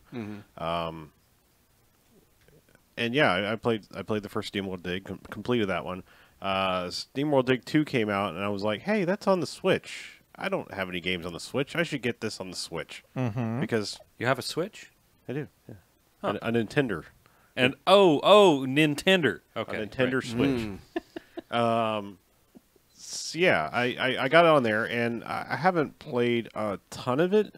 I think my initial impression of it is it's more of the same game. However, they've added more systems, and I can't tell if that's for good or for bad. I can't even fully. It's been just long enough since I played the first one, but I know that there's more going on because the first one was just kind of like, all right, you need light and water to power your hydraulic powered stuff. Yeah. You can only go down so far unless you upgrade those, and then you have to come back up. This one seems like there's more things involved than that. Yeah, but I mean, it's still good. It's still fun. It's still got that Lego and/or Metroidvania thing of like, oh, I see there's this, and I know eventually I'll probably be able to get there and kind of go back just to need it. that power first. Right. However, like, and this is going to be my criticism, and this game does it, but there are other games that do it. We're in a turbulent point in this world. Shit is going on in this world, a lot of it, and I understand that art, imitates life, so to speak, as people have said. I just don't need it in all my art. Like, I mean, like, something has to be an escape from the bullshit of the world, and I don't need every game to be like, I have something to say. And I don't mean like getting political. I mean, even like just use it as a joke. Just takes you out of game world and says, oh yeah, remember that shitty thing? And there's people that actually think this shitty stuff. Well, you were making fun of it here in this game. So, because in the course of this game, you're playing a different character from the one in the first one. The main character of the first one has gone missing, and you're looking for him. Or it's a robot, so a male robot, I suppose. And there are earthquakes happening. Like there's this town that you have to get to, after the start of the game, and there are these earthquakes happening, and everyone's going like, "Man, what is up with these earthquakes? I wonder what's causing them." And the mayor's just going around like going, "Nope, no earthquakes, absolutely no earthquakes. There's no proof of that." So it's just like, okay, I get what you're doing. Like you've got a climate change denier guy here in running this town, and I don't know. It's just stop. Like allow something to be a fucking escape from the world. Like that's all I'm saying. Like if especially if like that's the extent of your commentary is like pointing it out. Having a small allegory. Just stop. Like like if you want to make a game that has a point, you want to make Spec Ops: The Line. Like that's fine. Do that. Do it's the whole game, not just like, hey, I'm playing a game and now like. Otherwise, learn subtlety. Yeah, learn subtlety or something. Just I don't know. So yeah. Otherwise, I mean, still a good game. I'm not knocking. Are the mechanics the same as SteamWorld Dig? Pretty much, yeah. Pretty much. Yeah. I mean, I think there's some new powers and whatnot. I think eventually you get like a sort of like a grapnel arm thing, so that you can climb stuff easier. Bionic Commando arm. Yeah, I think so. I haven't gotten it yet, but I think I've seen that. I've heard of that. Nice. Yeah, no, it's still a fun game. It's still gorgeous. It has, it has a really cool style to it that I like. And like I said, I'm not singling that game out. I'm just like, it's not the first one where it's like, yeah, message, or yeah, jokes about how shitty the world is. Haha. Like, just stop. Give me something to get away from the fucking world is all I'm asking. Yeah. That's all. SteamWorld. I get it, man. It's my third Switch game. Hooray. Another one's coming soon, by the end of this month. Yeah. It'll be time for some Odyssey. All right. Ooh, I'm going to put hats on things. Yeah. And become those things. You totally are. My horrifying my prospect. subservient hat. Yeah. Yeah. You're going to become actual human dudes. Yeah. And cars. I hope that game's good because it's freaking me out. Yeah, That's all it's I can weird. say. So, Yeah. Totally unrelated to anything. I played Flame in the Flood Flame in the Flood. on Xbox. I have no idea why. I just decided, hey, I've got this. Let's give it a shot. What is it? It is a Don't Starve-ish survival type game where it's, randomly generated roguelike type thing, but you are a kid who has a dog that just shows up to him, and you are living in a post-apocalyptic wasteland where the U.S. is flooded, and you have to take your makeshift raft and go to your next area, and you have to forage for supplies. And it starts out, where you're Speaking of games leaning heavy on recent events. Yeah. Well, this one, I mean, again, subtlety. Yeah. This one's not presented as it's never explained why the world flooded, none of that. There's no real story. It's just like, this is the world, man. And this dog shows up with a backpack on, and you're like, oh, cool, dog. And the dog is with you the whole time. The dog will alert you to enemies and to things that can be picked up. But you are basically going from landing to landing along the river and collecting cattails, which you use to make rope. You know, it's one of those, it's kind of got the crafting aspect of, all right, well, you have to have enough of this in order to make this, but you have to make a stone knife before you can make this thing. But you need to have a flint and, you know, a piece of leather in order to make it. So it's kind of like you're always building stuff and you're never going to have enough stuff to do everything. Because, you know, that's how these games are designed. You have to decide, all right, do I want to build up my raft to be super awesome, but I have no offensive weapons in case anything happens? Or, you know, are you going to have, you know, you'll have your bear skin coat and you'll be super warm when it gets cold because, yes, when it gets rainy and cold, your guy will freeze to death. Because you can die from freezing, you can die from being bit by a rattlesnake and being poisoned. You know, there's all sorts of ways to die in this game that are varied. You know, when it starts out, you're just trapping rabbits. You're making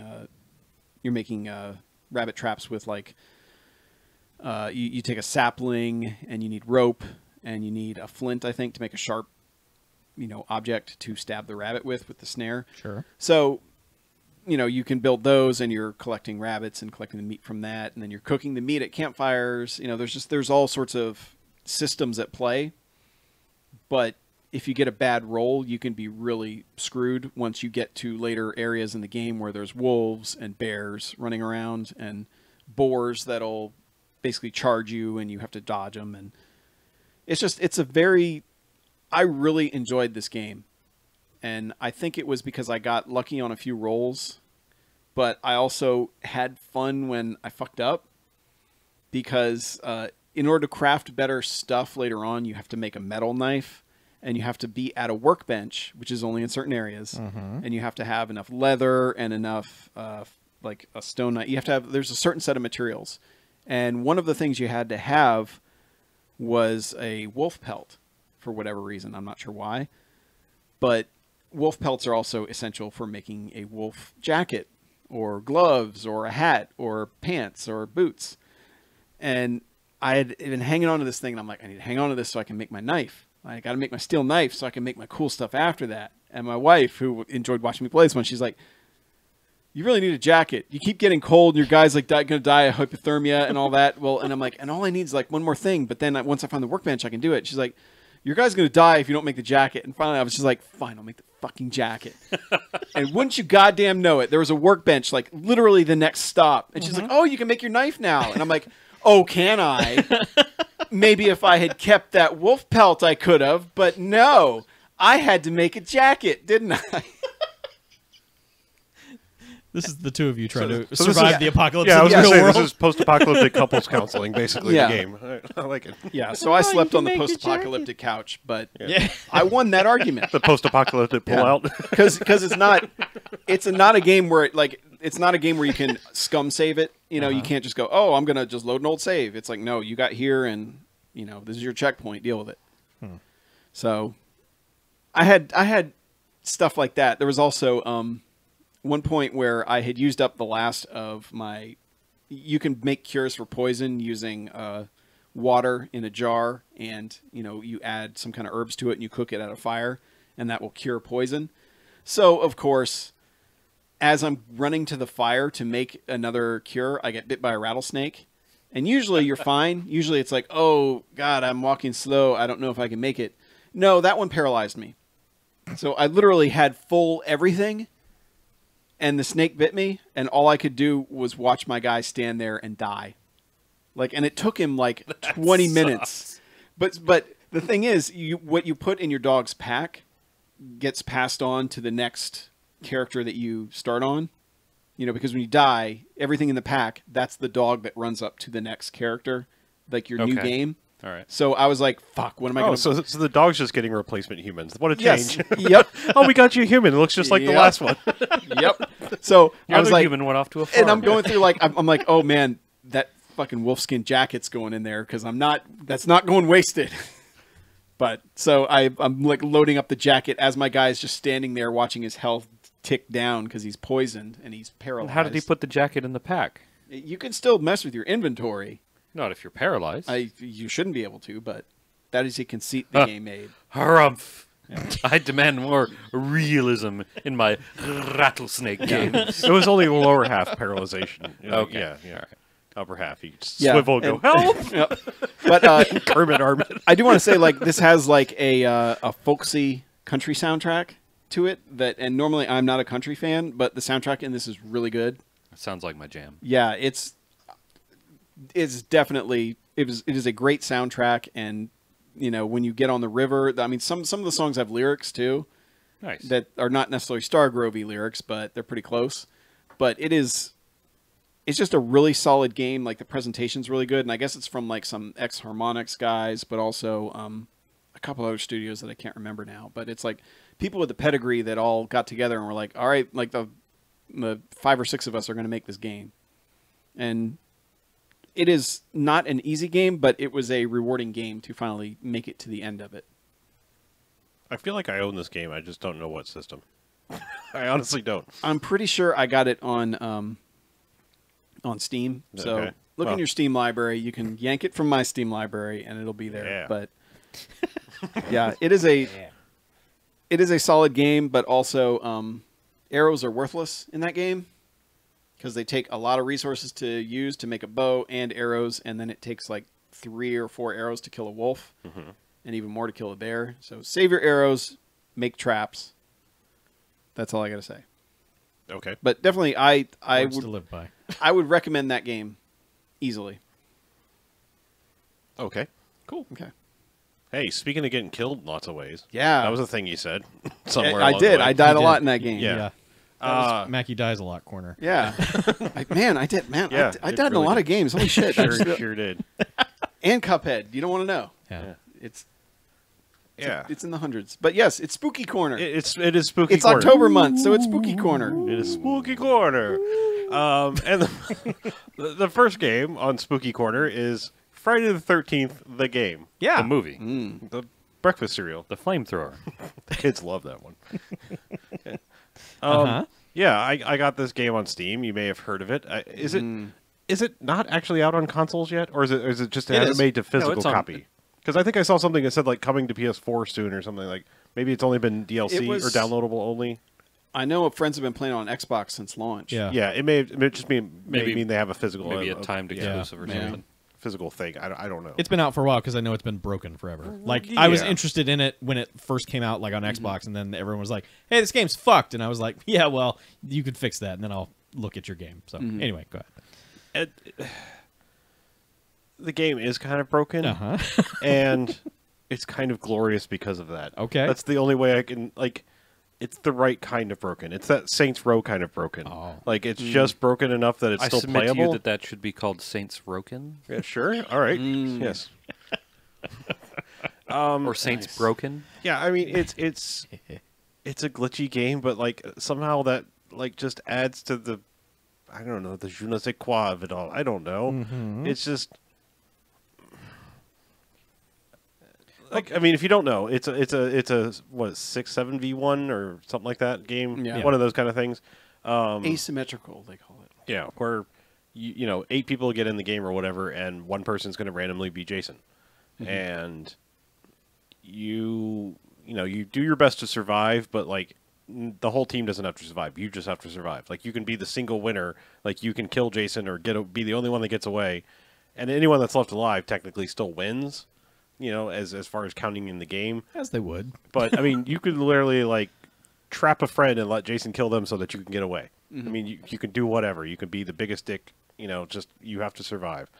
Also, the chat in it is spatial, so you know even if you don't know these people, if you're just close to them, you'd be like, "Hey, what's up?" But Jason can also hear that and actually hear it a little bit further than you can as the counselors. It's basically like Jason's super powered, you know, and even has like teleportation abilities. Well, the and things real like that. Jason is also super powered. That's true. I think it's usually the second person to die. There is a way you can get to a radio and you can summon Tommy Jarvis, who's, if there is a good guy person to be known out of the Friday the 13th universe, it's him. And he's not invulnerable. He starts with a very powerful shotgun and has some chance of killing Jason with it if you can get a good shot on it. But there are multiple ways to get out. Like you can repair a boat and sail off across the lake.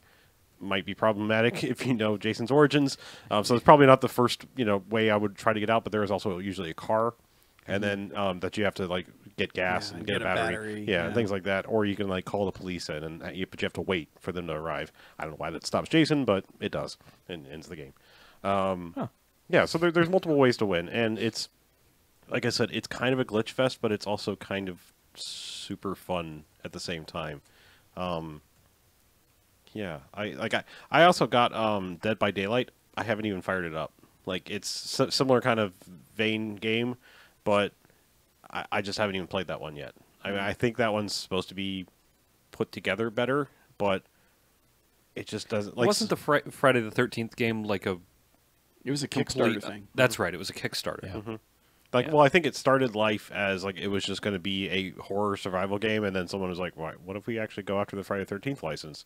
And that's when they threw it on Kickstarter. They were like, they were developing it anyway, and then they were like, "What if we actually go for it?" And like, so did you ever get to play Jason? I have, yes. Yeah. I'm not good at it. Do you have to be? Yeah. There's strategy for both. Okay. Yeah. But I mean, like, I've had the kind of stupid multiplayer fun in that game that you just don't get much anymore. Like even when you die, that game can still be fun. Just being observing the rest of the game. Oh, I bet. Yeah.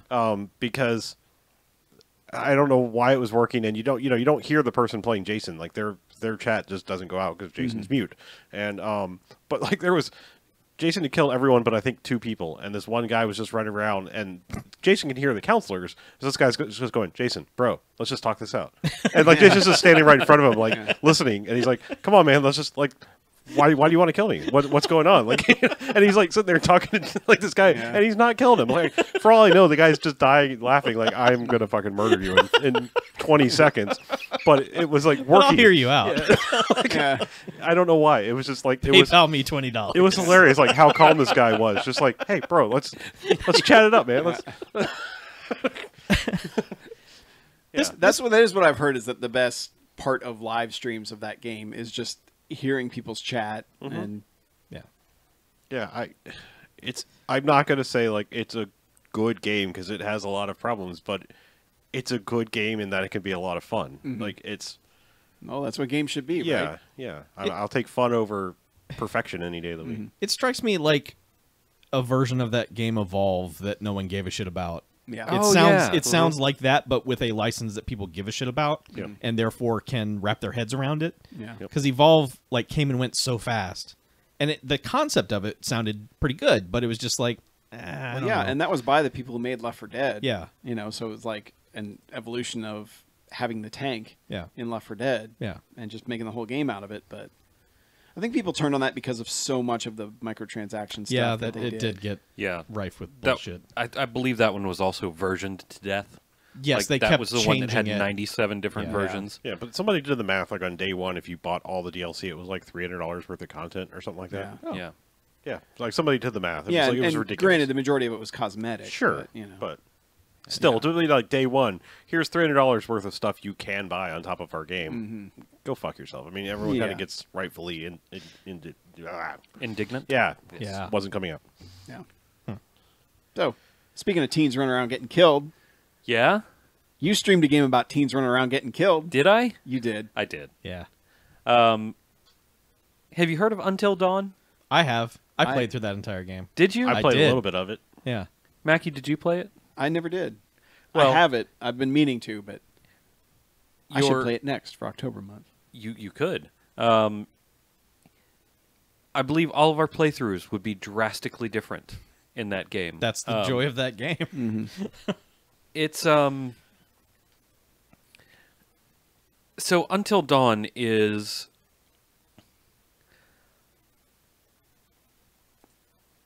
I don't know how to describe the action of that game. It's sort of like a It's like a Heavy Rain type game. sort of like interactive fiction. Yeah. With, I don't want to say infinitely branching options, but there are probably several hundred ways things can go.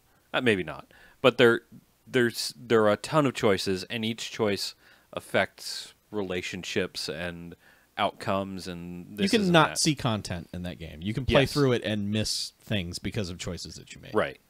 And a lot of things. Yeah. And getting people killed. Yes. Right. And there are, what, 8? There's 7 or 8. 8 teenagers, Yeah. 7 or 8 teenagers at the start of this game, and it's possible for you to end the game with all 8 teenagers living, and it's possible for you to end the game with all 8 teenagers dying.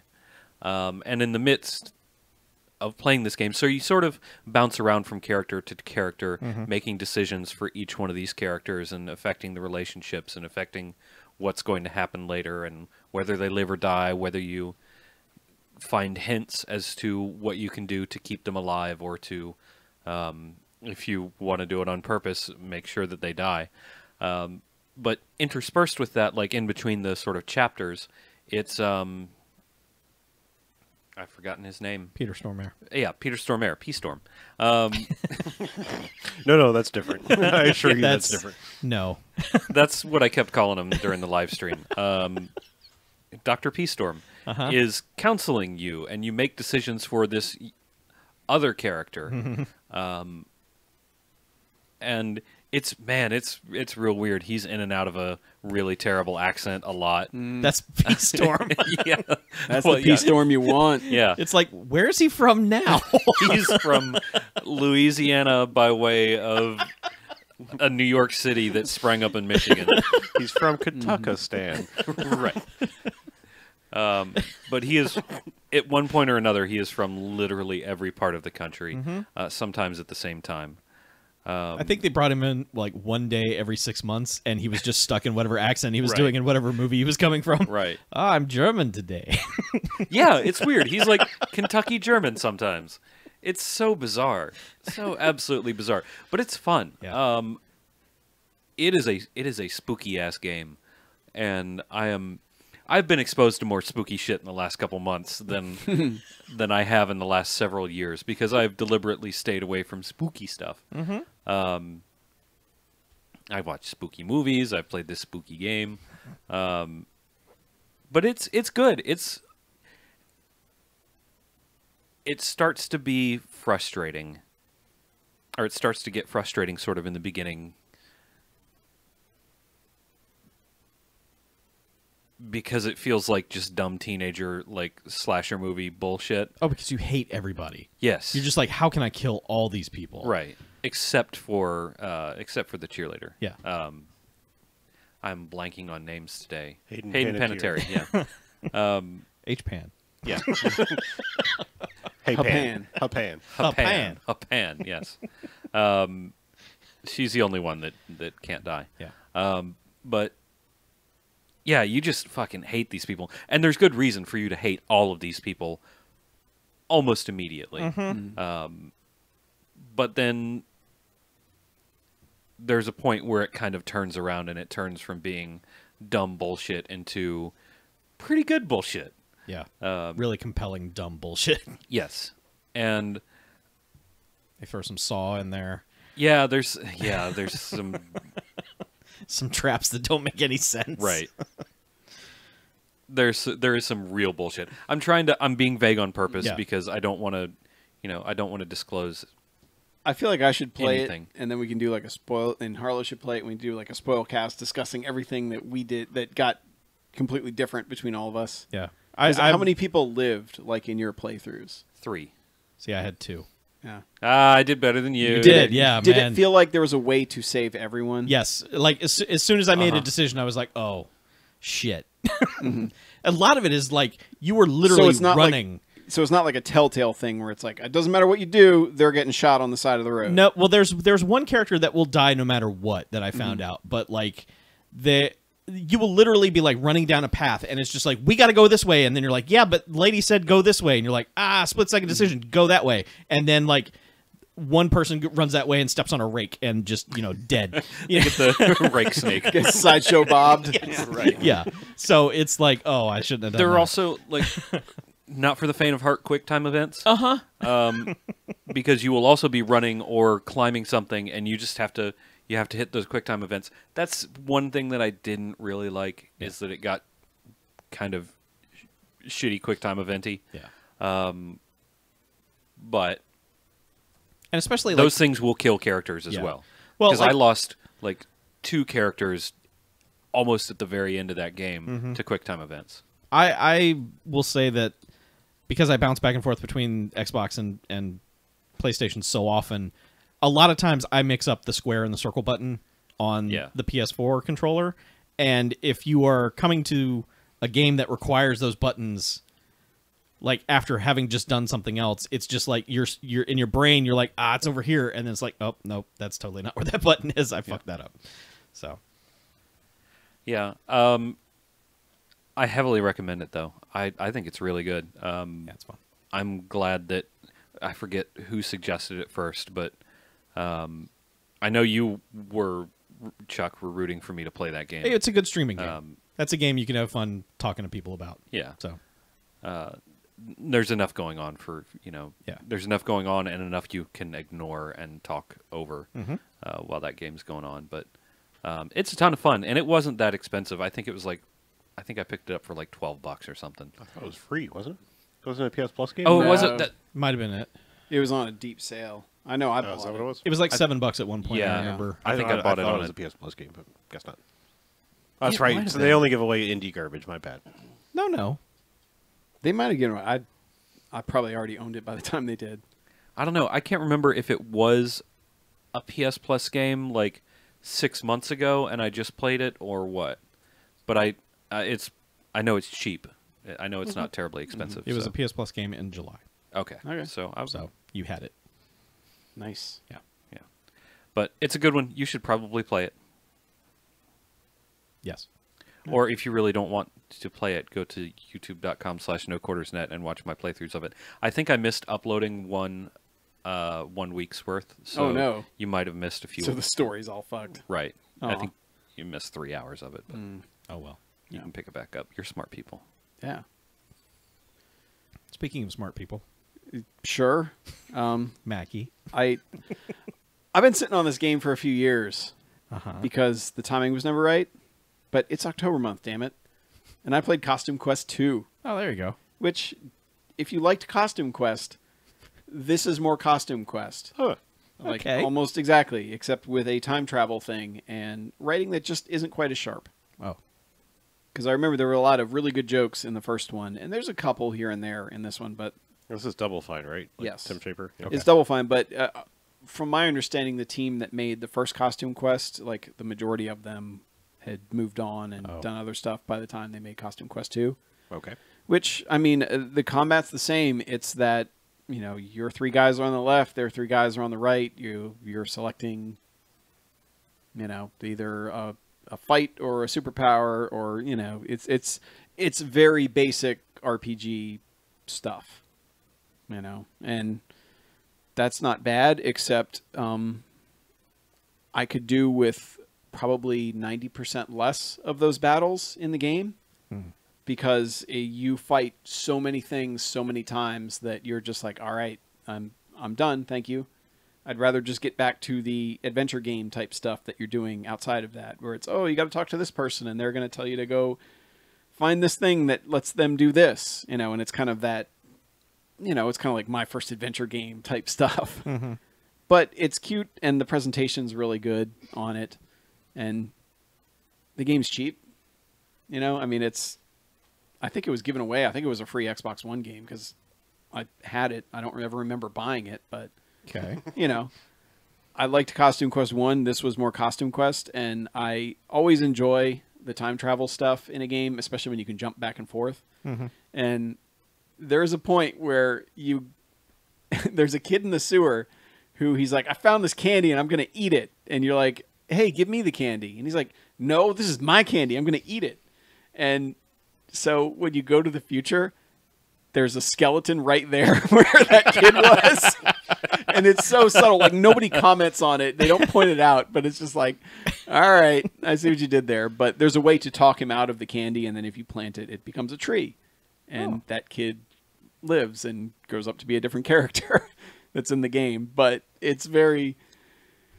There was just something about that joke where I realized, oh my God, that skeleton's that kid. Well, you that's what probably should happens not- when you eat yeah. sewer candy. Well, yeah, Yeah. and that's the thing is like when you talk him out of it, you're like, dude, it's Halloween. Go upstairs. Yeah. There's free candy everywhere. Why would you want to eat sewer candy, you idiot? And the kid's like, you got a point. I'm not going to eat this sewer candy. Well met. Yeah. I don't really care what day of the year it is. I mean, never. Yeah, there's no Never yeah. eat sewer candy, kids. It could be the literal opposite 6 month away from Halloween. Don't eat the sewer candy. Just don't. Yeah. It was a free game in May 2016. There you go. Thank you, Chuck. So Yeah. yes. I mean, I would rather you go up to a van Yeah. and get your candy than sewer candy. Yeah, at least Literally that candy's anything else. probably clean. Yeah. What's going to happen after might be bad, Right. but the candy is going to be fine. Yeah. Yeah. And I played That's a no quarters tip. I played the entire game keeping candy corn in my party because I wanted to get all the achievement points in the game. Uh-huh. And candy corn basically does not fight. Oh. Candy corn will stand there and he'll draw the attention of the enemies. The enemies will attack him first, but and they won't. They'll sometimes they'll attack you, but not necessarily. They'll usually go for candy corn. But there's always a message that pops up above candy corn that's like, candy corn is above this, or candy corn is done with your mess. It would just like keep saying like little phrases about candy corn, and then eventually they just get into stuff like candy corn was invented in Pennsylvania, and they're just like giving you trivia about candy corn. So keeping candy corn in the party became like, all right, what other stuff are they going to goof around with candy corn? See, I think it would have been funnier if, like, in the battle, no one would ever touch candy corn. Yeah, because it's garbage. It seems more accurate. Well, they do say candy are corn wrong. is empirically better than circus peanuts. Oh, here we go. Something I'll like go that. with- And I'll I get was like, behind that. I disagree That's- with your premise, but I will. that's true. Yes. I would eat sewer circus peanuts before I eat regular candy corn. that's No. kind of more affable. You're an idiot. So No, circus peanuts rule. But anyway, Yeah. Circus peanuts, bottom of the candy. yeah, and then they mentioned pineapple on pizza, and it all went to hell. Oh, and- well, yeah. No, but that game's cute. If you have it, it's worth playing. Especially, it gets that Halloween vibe right, and I like that you're trick or treating in a bayou, which is pretty cool. But I mean, it's not essential by any means. So, I do. Yep. And since I have to leave before the second half, I'll just get my last thing in that I've been playing a whole butt ton of the past weekend, and that is Middle Earth: Shadow of Mordor. Because Shadow of War was coming out, and I was like, man, I have Shadow of Mordor on literally every system for some reason, so I should give it a shot again. And I can't figure out why everyone ripped Mad Max a new asshole for being the same missions over and over, and yet Shadow of Mordor was a goatee on a bunch of sites, because Shadow of Mordor is basically, here's your mission, go kill this orc. Here's your next mission, sneak in and kill this orc. And here's the other mission, you want to ride a Caragor and kill this orc. They're all kill an orc. Every mission in the entire game, and this is an open world game with a whole shit ton of missions, is go kill this thing and it'll move you along. And the only reward you really get is XP to buy more skills for killing orcs. So I'm kind of not understanding Does this why one Mad Max got the shaft and this game didn't. does this one have the thing where you can dominate an orc? It has, yes, but you don't get that till later in the game. Okay, all right. But yeah, but initially, it is basically like you're just running around this samey looking world, killing any orcs you run into, but it has Batman combat. So you're like, all That's good. right. However, it's Batman combat if Batman was like, all right, I'm going to stab a dude between the eyes, yank the sword out, and then chop his head off for good measure. I like it. You gotta Yeah. be sure, man. Yeah, you got to fuck that 40 beats per minute bullshit. Yeah. This is like if Batman was like, all right, fuck it, murder time. Yeah. Yes. That's what Shadow Mordor is. The Darkest Night. Yeah. And that part's satisfying, and that part is why I'm still playing, is because I've kind of figured out the combat system. The timing was different than Batman, I'll say that. The countering stuff just isn't the same, and the camera fights you a lot. The camera in Batman is a lot better about, all right, where you're tracking here, so we're going to do this. Whereas this one, you can almost be punching at the camera, and you can't see the guy you're hitting, and that really throws me off sometimes. And I'm not sure why that's so glitchy in that one, but it's fun killing orcs. And Yes. I just wish there was something else to that game. And it almost feels like they thought the Nemesis system would fix that. Like, they'd be like, oh, I want to kill that guy because he recognized it. You know, he's like, oi, Ranger, you ran away last time, but I'm going to stab you in the dick now. Raw. Yeah. And I always liked that they would be like, hey, you burned my shoulder. Now I'm pissed. Here I come. You know, and they would just still be smoking. I guess my problem is, like, I saw so many of those fucking guys that they, like, it just didn't register, oh, that's the one I kicked into the fire. You know, it was just like, there's that really? guy talking, there's an orc talking shit at me. You got a problem, buddy? All right. Yeah, it's like, all right, I'm just going to fucking stab you in the dick, too. Come on. So, yeah, stab you between the eyes and then chop your head off.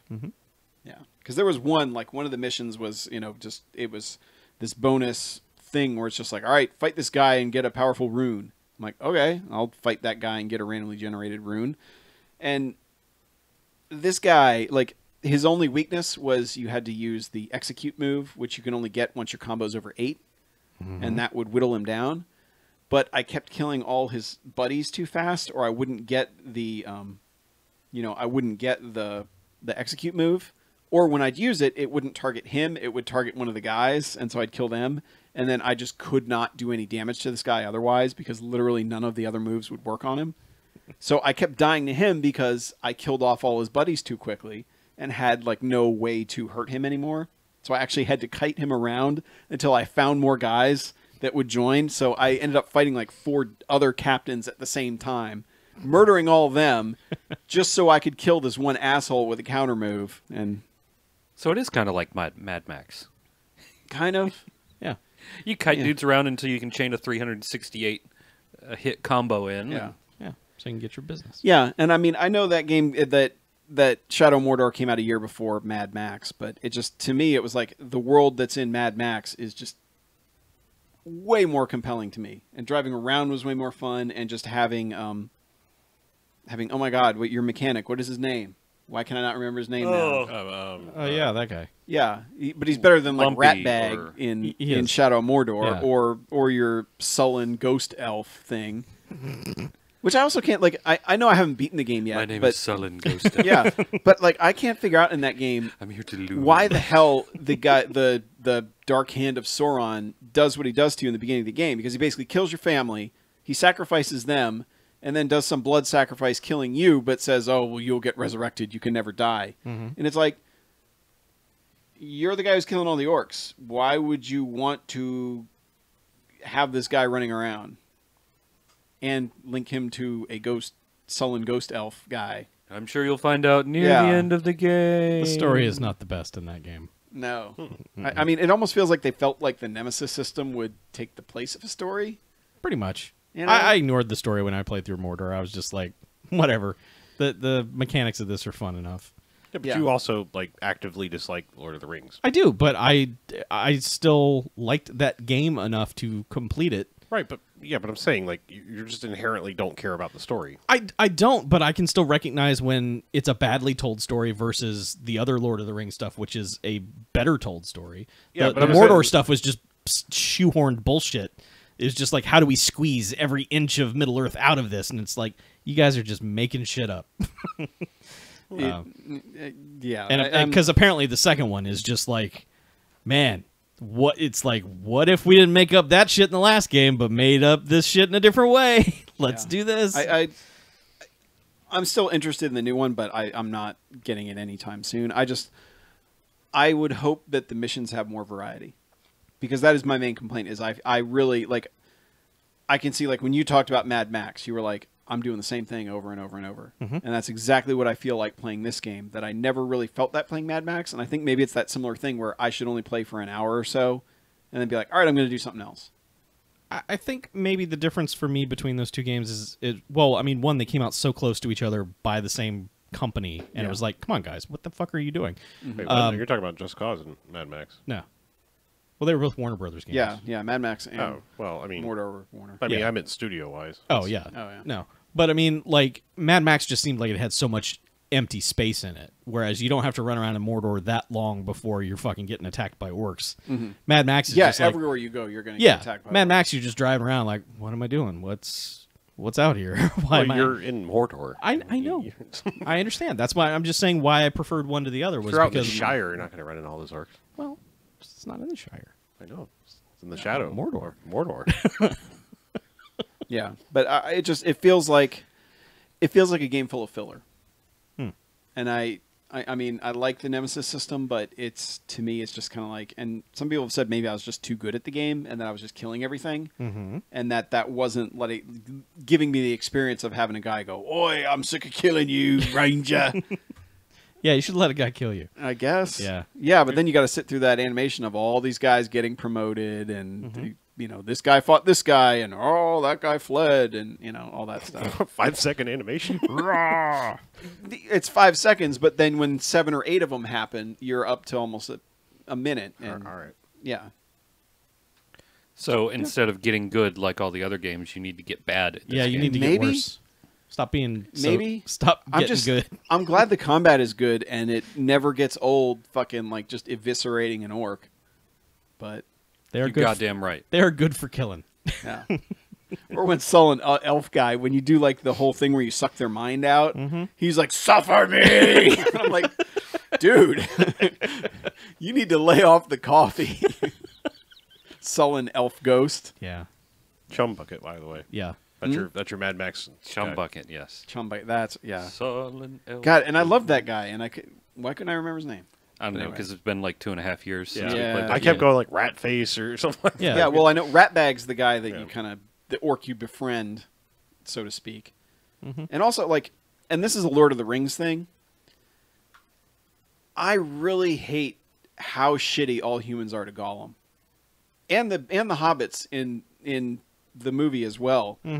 Like, but your guy is just a piece of shit to Gollum, Yeah. and it's like I get it, like he's creepy and weird, but your guy's like, "I'm gonna cut his fucking head off," and then Sullen Elf Ghost is like, let's take a moment here.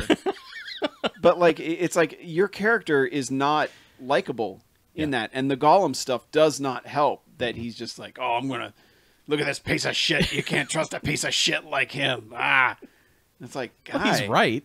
Well, he is. I know, but and that's the thing about like I don't know. It's just like it doesn't. It feels less like distrustfulness and more like bullying. And there's something I don't like about that. And they do it in Lord of the Rings movies too, and I'm just like, Well, humans in the Lord of the Rings movies are kind of supposed to be shitty. yeah. I mean, like, Tolkien, was a misanthrope. I don't think he liked people, and so they made man like the most flawed of all the races. I think. So. Yeah. Well, either way, it doesn't exactly endear me to the character. I know. I'm just throwing out some backstory. Yeah. I mean, Yes. humans were always portrayed as like the reason shit went bad. Yeah. But yeah. So, I'll accept that. Yeah. It's still I don't know. It's a weird part that makes me uncomfortable, even though I'm in a game where I'm fucking eviscerating guys every 35 seconds. Yeah. Maybe that orc just wanted to be friends. Like, Yeah. yeah. Boy, let's hang out. Well, yeah. There's one orc that was like Ugrug the Gentle. cousin It's Nico, like- let's go bowling. Yeah. He'll show up. Hey, Ranger, I like Uggs too. They're comfortable. Ugg it out, Ranger. Oh, you killed me. Why? But I loved you. I wish I could quit you. Be gentle, Ranger. Yeah. Yeah. It's me first time. Yeah. But anyway, you guys want to take a break? Sure. I Yeah. guess so. Yeah. Why not? Enjoy your second half. You'll be Bye. taking a really long break. Yeah. Perhaps a 2.5-month break. We'll have a show. No, should we? Do you guys want to announce the new plan at the end of the episode? Yeah, we can. Yeah, probably. Okay. Because we're all cool with doing that, right? I think it makes mean- sense if we want to keep doing no quarters on the reg. Because Yeah, it's gonna without a 'cause regular fitting it schedule, in- it's gonna be the thing that gets pushed around. Yeah, because I know BJ, like every Monday, you can't do it anymore. It's like your Right. Monday's taken and Thursdays are taken. Thursdays tend to be Yes. taken. And, Monday, Wednesday, Thursday, yeah. Friday for drinking. And if people revolt, we can figure out something else. But Yeah. Monday, I don't think they will. Monday, Tuesday, Thursday, Wednesday. But anyway. yeah, they'll be all right with it. Yeah. Or else. Yeah. Or they'll just have to fucking deal with it. Give him one of these. Yeah, get a knuckle sandwich. The old Jack Johnson. What? Gonna sing some Breaking out the old boxers. some acoustic songs. Yeah, With fucking the bare Caribbean knuckle. vibe to it. Yeah, you know. Yeah.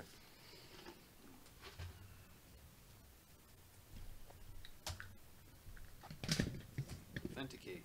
The mock at the Queensberry.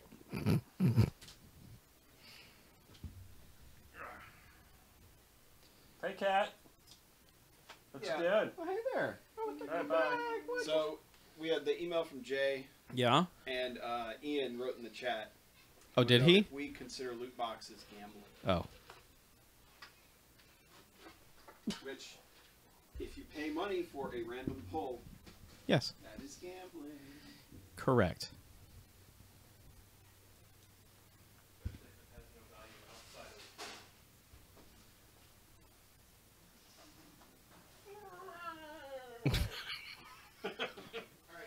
Damn, dude. I'll see you cats tomorrow, hopefully. Okay. So, enjoy your second half. Thanks, buddy.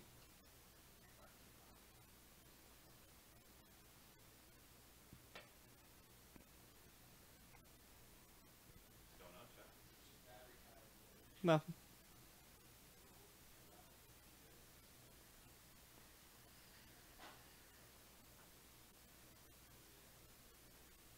Oh, he's taking a full break. Oh, is he? What? No, I wasn't talking to you.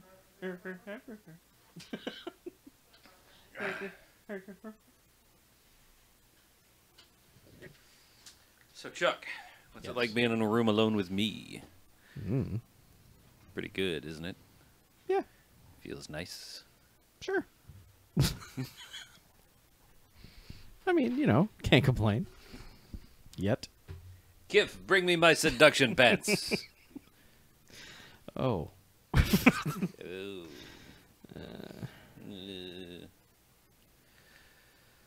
Ah. Mm-hmm.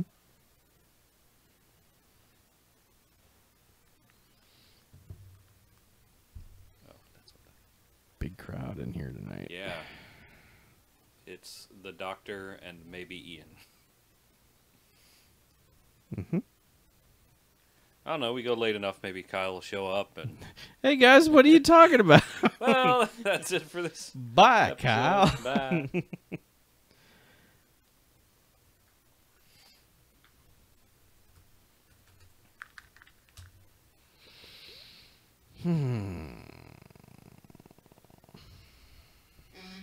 Ooh. Yeah. Oh, Bet yeah. That sounds really good in your ears. I actually want to look at the. Look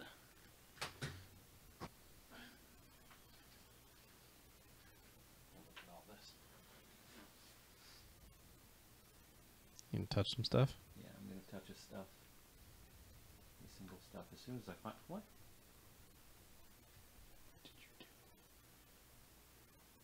What'd you do? I don't know. Where's the mouse? Do you turn it off? Is there an off button?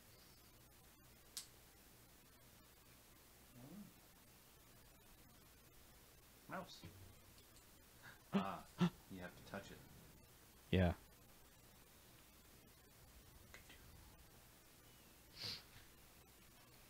Jesus, he's coming back. Okay. That's interesting.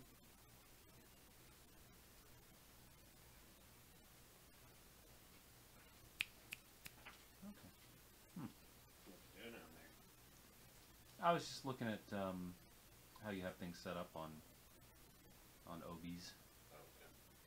When I was doing the other one, I had individual camera profile set up, but I never switched them, so I didn't put it on OBS.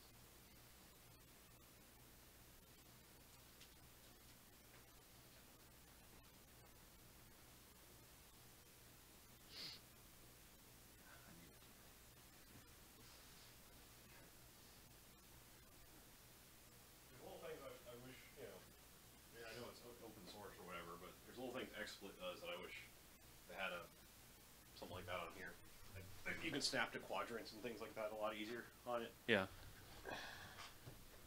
So like put the 4 cameras up. It was like you could perfectly have them. This one I just kind of had to eyeball it. Oh, they don't. They don't snap. It's weird. I think. I mean, they might in the new version. It's been updated a bunch of times since I set up the profile. So. Oh, I got you. Yeah.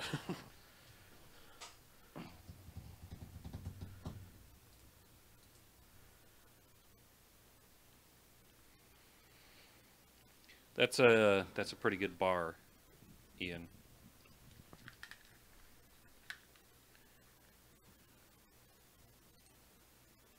All right. Should we do some more?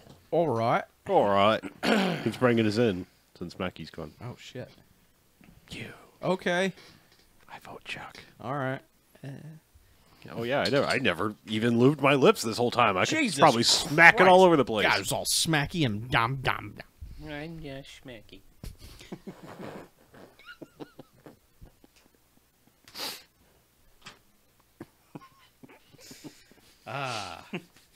Jokes.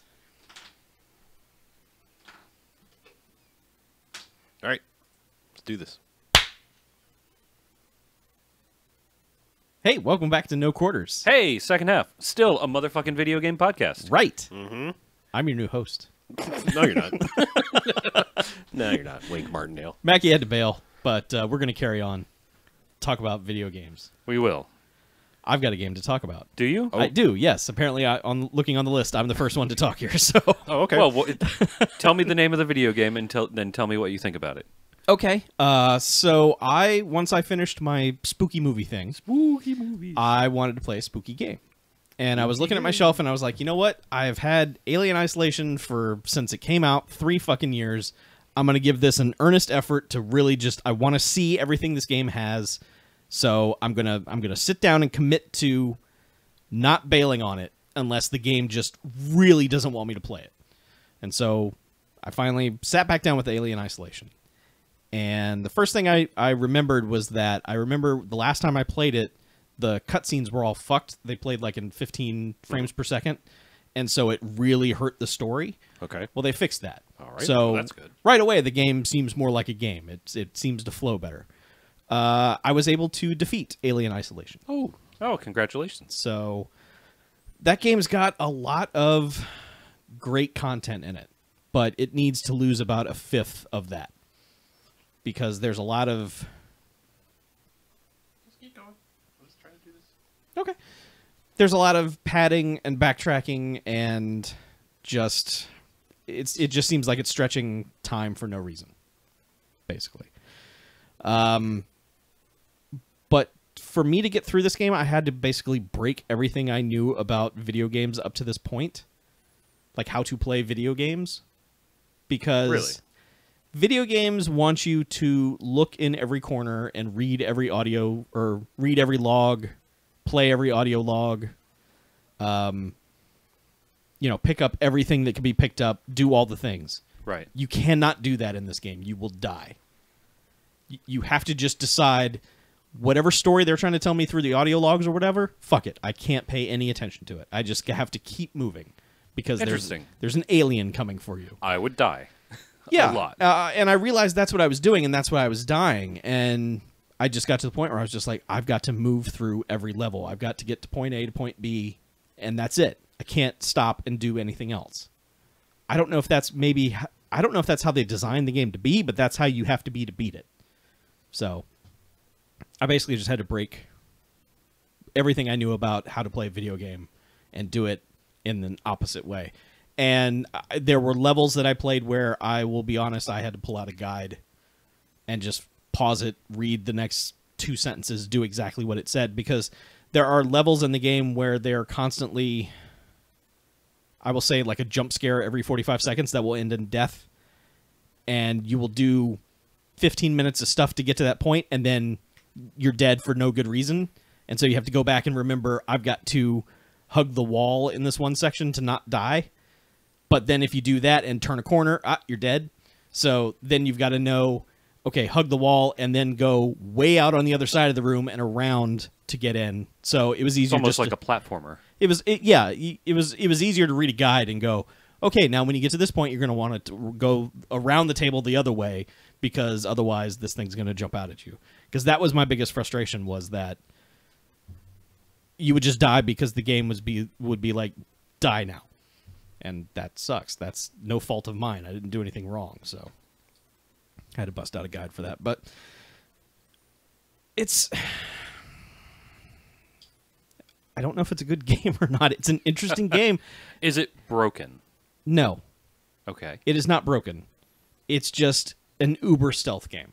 Like, stealth to the most ridiculous levels. Okay.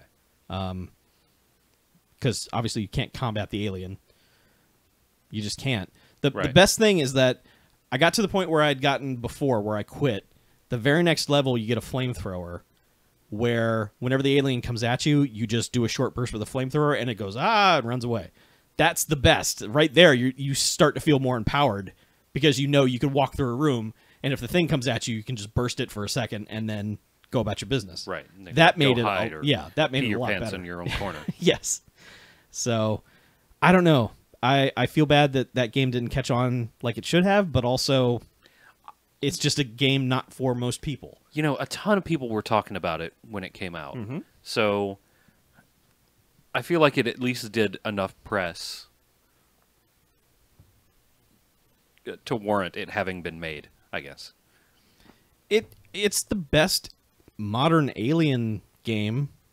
I'll say that. That's not a high bar. I mean, since like the arcade games, just the platformy shooter games. Yeah. I mean, any of the console games, I would say this is probably the best of them. This is the closest to the first movie, right. instead of just Being an Aliens or yeah, AVP game. It's not just you have all the guns and you kill all the things. It's not that. It's not like you're Colonial Marines. No. You liked that game, didn't you? No, I did not. Oh. Did not. The game was real fucking dumb. Anyway, just one word of warning, though. There's a piece of DLC, probably came with most people's initial copy of the game, called Crew Expendable, which is it's all the actors from Alien, and you're kind of recreating certain moments from Alien. Never play that if you're a fan of the movie, ever. Is it garbage? You want to hear people phoning it in, like literally phoning it in. If Like, you ever do liked, do you hear Ring in the background? if you ever liked Tom Skerritt, don't listen to this man perform his lines in this game, because I swear to God, they found him somewhere, shoved a piece of paper in his face, and said, "Read this." He reads it wrong, puts the inflection on all the wrong words, and they're like, "That's all the time we have," and they use that audio in the game, and you're like, "Oh man." It's the only person who cares is Yaphet, who's like 90 years old. He sounds 90, but he's still gung-ho for whatever he's doing. He's having a great time. It's just that he sounds like he's 90 years old. But yeah, everyone is just like, I can't believe we're doing voices in a video game. So That's so weird. I wonder. it's strange. I wonder if they were like just committed to that, maybe. and they're like, we have to do it, even if it's bad. Yeah. It hurt. Like playing through it, I was just like, oh man, I feel bad for these people. I don't know what has happened to them. But yeah, don't play that. But if you can stomach intense stealth action, then play Alien Isolation. Just maybe use a guide. Okay. See all the things. They do some real cool shit along the way. So Well, speaking of intensely atmospheric experiences that are several years or more older. Wow. Excellent segue. Yeah, thank you. And true. I made it myself. You can see because all the scenes Call are, you Dean Kamen. scenes. That segue was so good. yep. Segway was a fine product. It was just misrepresented, much like my Segway. So anyway, speaking of intensely atmospheric video games where you can control a character, right now for the Pile of Shame stream, I'm playing BioShock the first. I finally figured out a way around. Yeah, how'd you get around them rules? Well, the interesting thing is when you are using something like OBS to just capture your screen and you're playing BioShock on a personal computer, they can't really stop you. They can't stop the signal, Chuck. Oh. Yeah, PC Master Race. Yeah. So finally, that's like the best use I've had for my PC so far. Okay. Since I built it, other than copious amounts of porn. But Sure. so I'm playing BioShock, y'all. All right. And I've actually, like, I don't know if I just needed to get good at video games or what really happened between the first time I tried to play it, like, several years ago and now. But I have progressed beyond the point that I made it my first playthrough. So I'm doing a lot better. And I'm actually liking it a whole lot better this playthrough. I don't know if it's the fact that I have to kind of... Excuse me. I don't know if it's the fact that I kind of have to keep playing it because I'm playing it for the stream or what, but the combat is still real janky. It's I think that's just the era. yeah, it's got to be the era before we really figured that out. Like, I discovered, and I'd never known this, if you press in the right stick, it will actually do the aim down sights on your gun. I don't think it tells you that anywhere in the game, but that is also bad. Like, I know why they did the left trigger, right trigger thing for the plasmid / gun, but it's really awkward compared to how we do things now. But having gotten to the point where I have like more than one plasmid and I have a bunch of guns and I kind of know how to move in the world, the combat is a lot less shitty than it was when I first went through it. Because the first time I played through it, I think I ended up with like a pistol, maybe the shotgun, and one plasmid. And I was like, I have no idea how I'm supposed to make it through any of this, especially trying to fight the big daddies. Because those things are really difficult. But I've kind of, like, I don't really have per se a strategy yet for them, but I have been able to defeat several of them. Well, maybe not several, 3 or 4, a few of them. Okay. Whereas before, I'd only managed to accidentally kill the one, and the second one that you come across was the one that basically made me stop playing the game. But it's cool. I know the spoiler on BioShock, but and I'm not listening to any of the audio logs because in this version you pick them up and they don't play automatically. You have to tell them to play. So you can just... Well, it's great because you don't have to just sit through the fucking audio log. Because I don't want to sit through an audio log. So I'm missing all the auxiliary shit. But I'm still picking them up. But I'm enjoying it. Like, it looks really good despite being a, pretty old game. It's what? Is it 10 years old now? 2007, I want to say. Yeah, I think so. Yeah. Like it looks really good. I'm playing it on fairly high settings. I could probably go all the way up to nuclear high or whatever because it's ancient, but I don't want to stress this poor computer trying to stream and run this game at the same time. But it looks really good, and aside from the fact that it's kind of clunky, it works fairly well. Everything runs fairly smoothly. I like it. I'm actually excited to keep playing it and to kind of try to... I don't think I'm going to finish it in the next 4 or 5 hours that I have to play it on stream, but I do look forward to actually trying to finish it. It's pretty cool. It's not that long. Is your plan to do the other two? I don't know, maybe. Okay. I mean, 2 did absolutely nothing for me. I mean, I hear Minerva's Den DLC is good, but... As do I. But man, Infinite is so good. Yeah, so... I mean, the only game series that I really plan to finish with the Pile of Shame thing is Uncharted, because I'm really enjoying playing through the Uncharted games. But I don't really have a plan with the BioShocks. Like, I'm tackling the first one because it's, it's sort of an iconic game, and it's one of those that I need to, to make me a more well-rounded gamer, I need to have played through as much of this as possible. So, Yeah. But I don't have plans with the other two. We'll see.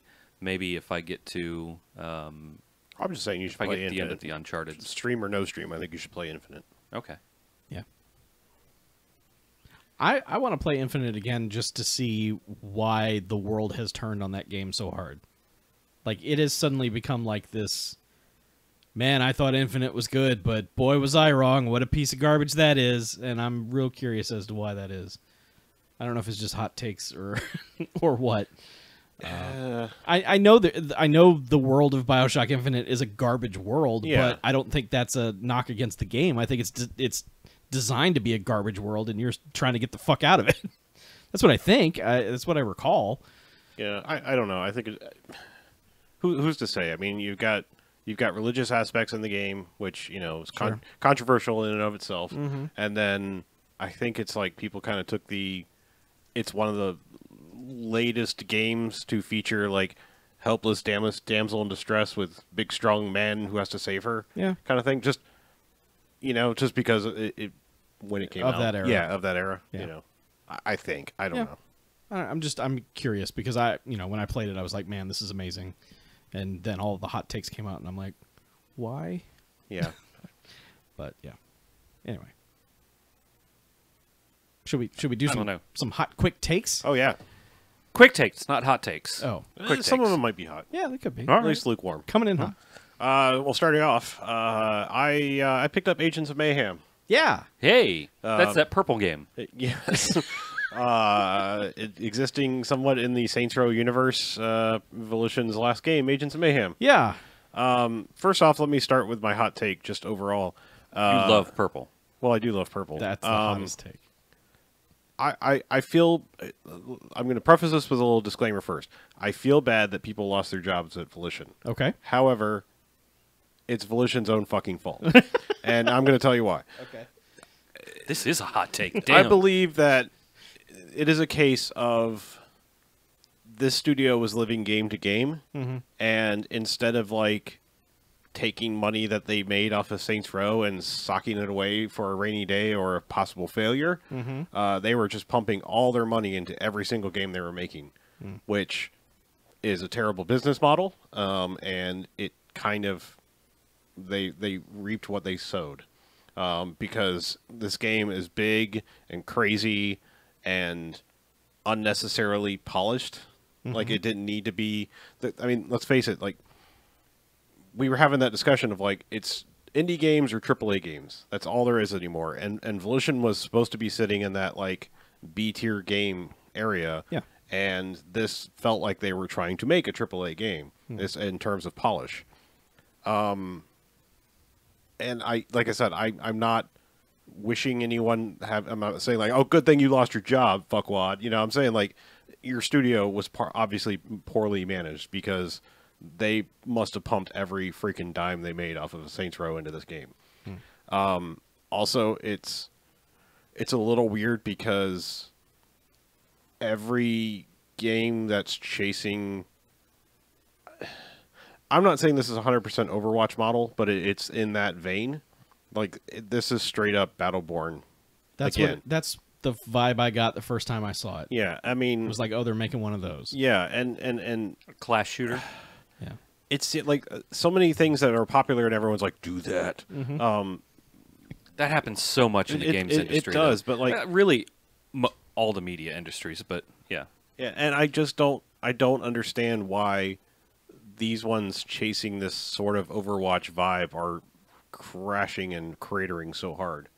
I'm not saying Agents of Mayhem is bad. Let me backtrack and say that. I think its objectives are much more clearly defined than Battleborn. I got into Battleborn and I was like, what? Yeah. I have no idea what I'm supposed to do, what the point of this game is. You haven't taught me a thing. This one, at least I understand. It's like, here's your characters. And then the other big thing they do is they don't overwhelm you with characters. Like, I felt like Battleborn was like right off the bat, like, There were like 30 characters in Yeah. Battleborn. I mean, and you had no idea what yeah, any you- of them do. you didn't get them There's all. a fucking mushroom. you didn't get them all in the very beginning of it, but you got more and you got them faster. Yeah. This one at least is like, here's 3 people. Like, you basically take a team of 3 out every time. You can swap on the fly between them. If like health's getting low and she's like, oh, D-pad over, and I'm controlling the next person. They just kind of drop in, and then you unlock other characters, and you rotate them out of your party or whatever. But That sounds cool. Yeah, it's cool. It's just nobody has like I haven't come across anyone where it's like, oh yeah, this is my character. Like nobody's had a skill or a trait or even a personality where I'm like, yes, they're coming along for the entire ride. Mm-hmm.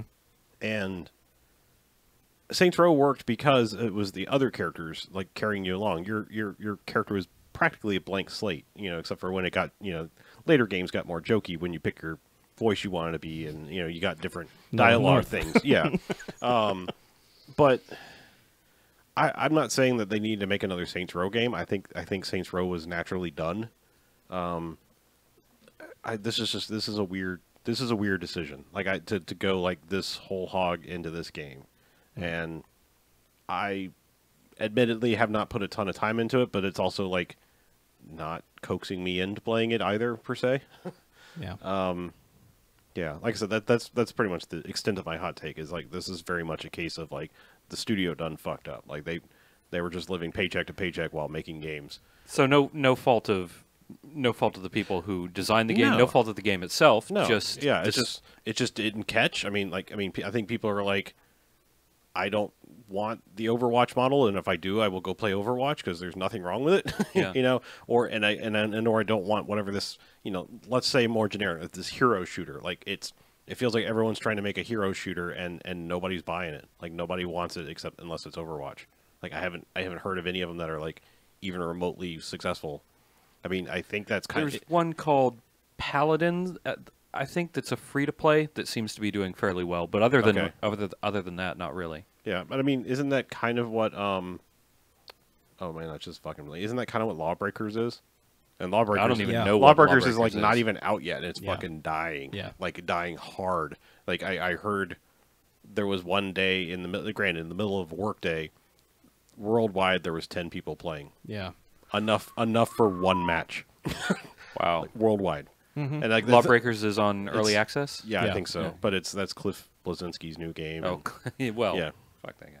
What? All right. I don't know. I vaguely remember like, some sort of Cliffy B hate. Oh.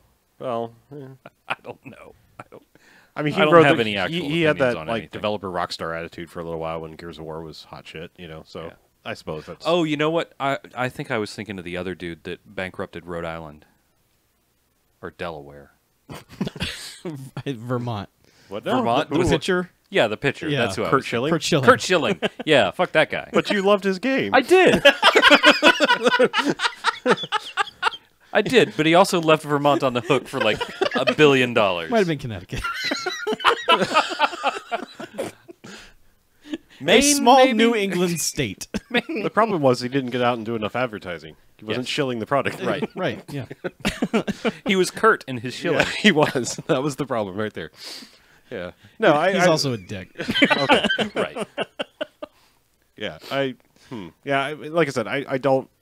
I almost have no opinion on Agents of Mayhem. Like there are funny things in it. Like it's not slapping me in the face with the Saints Row humor so far. Mm-hmm. In fact, my favorite thing is whenever there's a loading screen, a random member of the team comes on and basically gives you like the more you know type speech. Oh.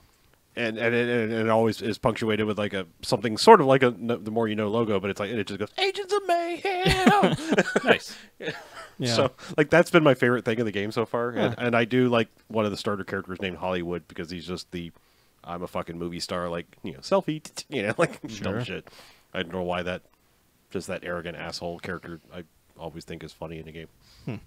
But yeah, I will play more of it. It's just like I've got so many other things that are drawing my attention right now. Yeah. I'll pick it up when it's cheap, which I know doesn't help the studio, but I'm Yeah. sorry, guys. Well, it's there. nothing's going to help Yeah. it anyway at this point. Yeah. Well, it's there if you were PCing it. It's, Oh, okay.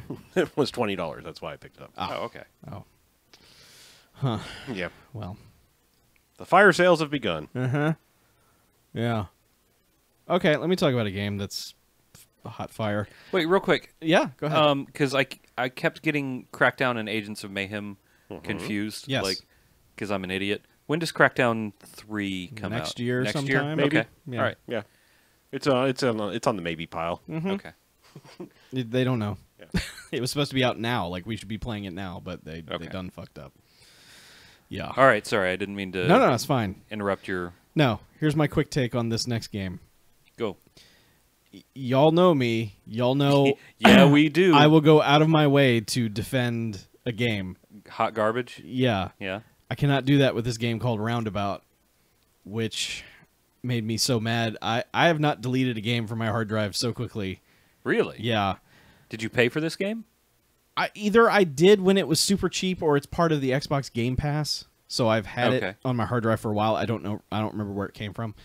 I picked it up because ostensibly it's a full motion video game, which that appeals to me because those Okay. are real dumb.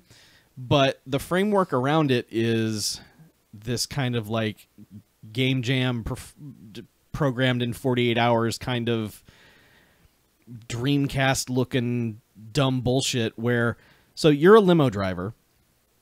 You're obviously a lady, but your name is Giorgio for some reason. And you're just picking up dumb characters to drive them around. The hook of the game is that for whatever reason your limo spins in a circle instead of going in a straight line. So you're trying to navigate through neighborhoods and roads, but your car is rotating as you're moving forward or backward. So, and if you hit something, anything in the world 4 times, you explode.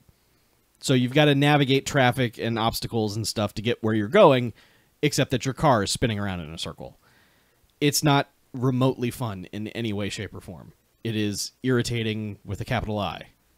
And the full motion video stuff is beyond poorly acted, like not even in a charming wink-wink kind of way. It is the worst.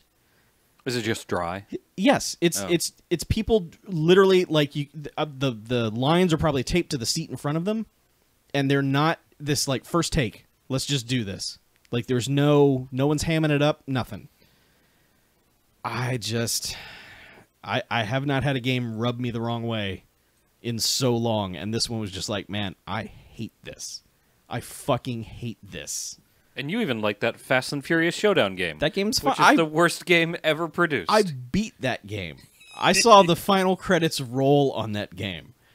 And this was just like, man, no, I can't. I cannot do this. This is bad. This is a bad video game. People really don't agree with you, Well, by and large. This game has really good reviews everywhere. I have no idea Okay. why. All right. I really do. It was immediately frustrating, and I saw no way. I just saw no way out, so I Okay. had to delete it. But Well, all right. it was sad. That's weird. Like, I have a vague recollection of having heard of this game or perhaps seen a little bit of video from this game, but it's not been on my radar at all. It came out a couple years ago. Okay. So, and I vaguely remember like people saying like, "Hey, there's a new full motion video game out there," and I'm like, "Hell yeah, let's do this!" And just no. Well, you'll have to wait for the Chuck Tingle universe game for your good full motion video. Yeah, I should do that, but this was not. It's it. coming. Yeah, I know. Yeah, hard. All right. Anyway. Well, let's go on. Let's move on to some more hot takes here. Uh-huh. Or quick takes. Hot Tacoma. Yeah. Shit. I picked up Tacoma. Yeah? I The latest from the Fulbright Company. correct.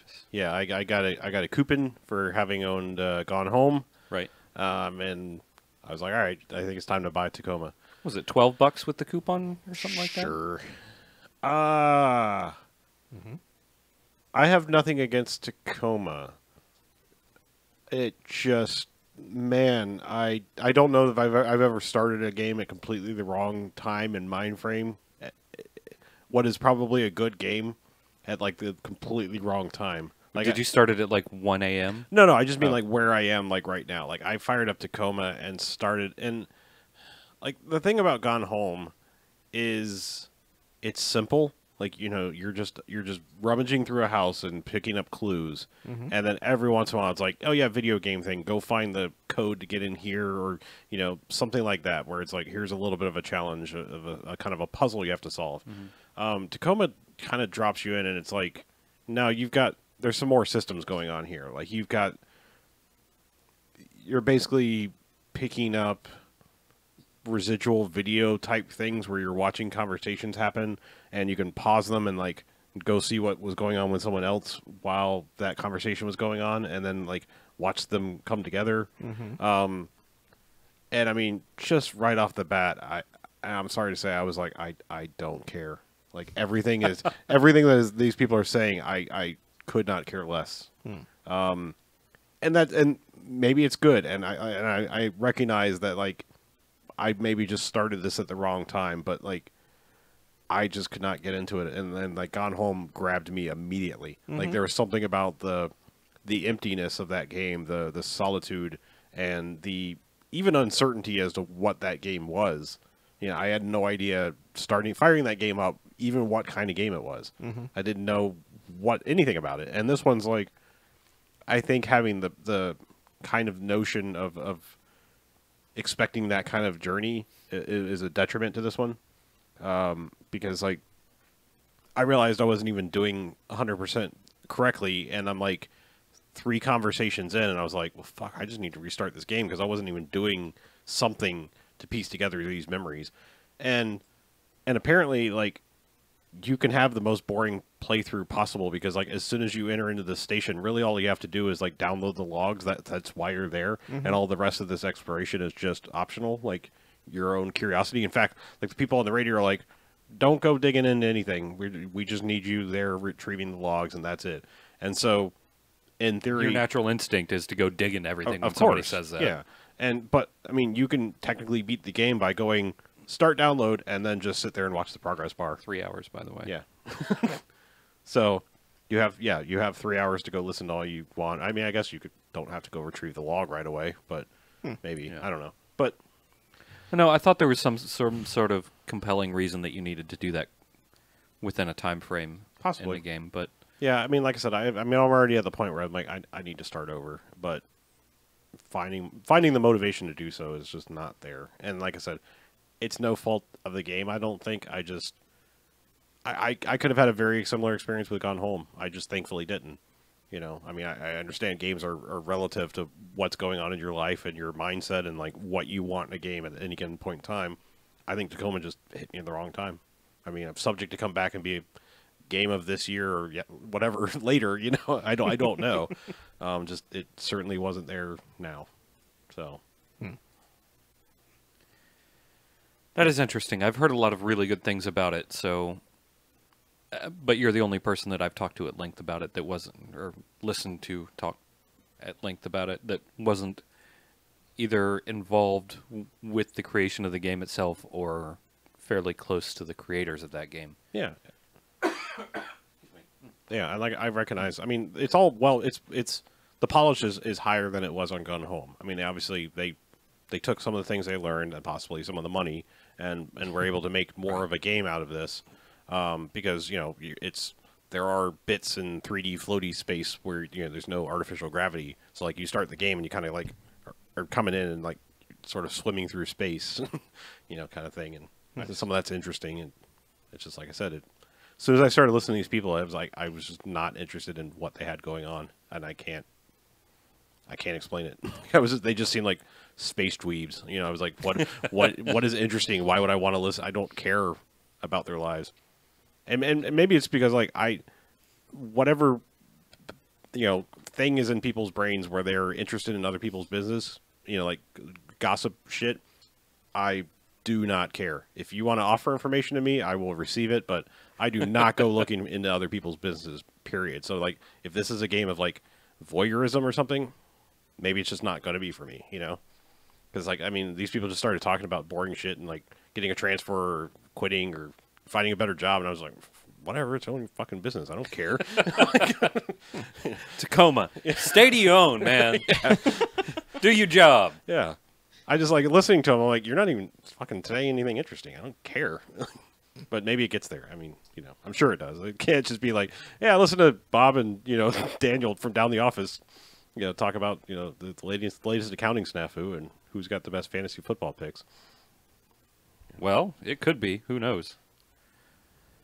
Yeah.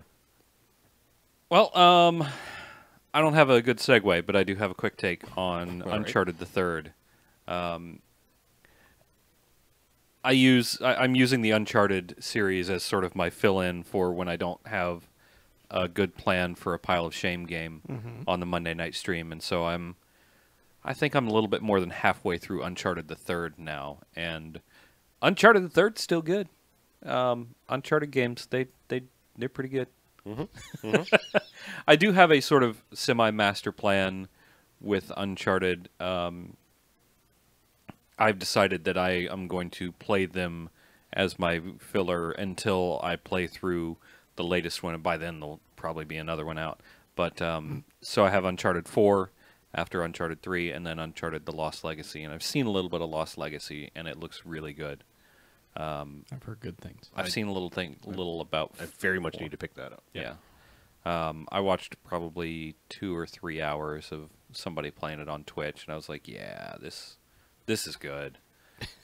It's all the Uncharted that you want, except it doesn't have Nathan Drake in it, which is kind of refreshing. Because, I mean, I've been tired of Nathan Drake since, like, Word 1. But also I love him. You know how it goes? Yeah. So something fresh is really interesting. But Uncharted 3 so far, like I said, is pretty good. They keep improving little by little on the things that make Uncharted shitty, but also at the same time they completely ignore some of the other things that make Uncharted shitty. Just like they fix a lot of little combat things, but they don't fix a lot of big combat things. Like the gun's still extraordinarily floaty. And the combat flow in general is kind of bad, but they add little things, and I can't even remember one to point it out right now, but it's weird how, like, it's not this what to me is the squeaky wheel getting the grease. It's the it's somebody like with one of those magnifiers on top of their face and just polishing out like little tiny imperfections. They're like, this is great. While like on the other side of the coin is just melting off or whatever. Terrible analogy, but I think you get what I mean. I'm with you. But yeah, Uncharted. It's pretty good, in case you didn't know. You may want to play it if you haven't before. Uh-huh. And I'm on the third one. So it's definitely charted territory at this point. At this point, it is Yeah. heavily charted, yes. Okay. Good. Shit, I don't even have a segue. I had a perfect one somewhere in the middle of that. You said you had a semi-plan, but it was in the middle of you talking. I'm I sorry. had a plan to buy semis, and so I got Yeah, there you go. I got Nice. American Truck Simulator thanks to a Humble Bundle. Sure. Oh, Humble Bundle. Yeah, brought to you by IGM.com. Yeah. It'll blow you away. Can we talk about that once we're done with hot takes? Sure. American Truck Simulator. I had a passing interest. Oh man, fuck! I didn't even mean to do Nice one. Yeah, I really didn't. Just because those games looked really pretty, like they look like they rendered landscape and shit very interestingly. And then when I started playing it, I realized that I have the strangest phobia of semi trucks, and not necessarily like being around one. It's being in one. Like, there is something about the fact that driving a semi is like threading a needle, or maybe even worse than that.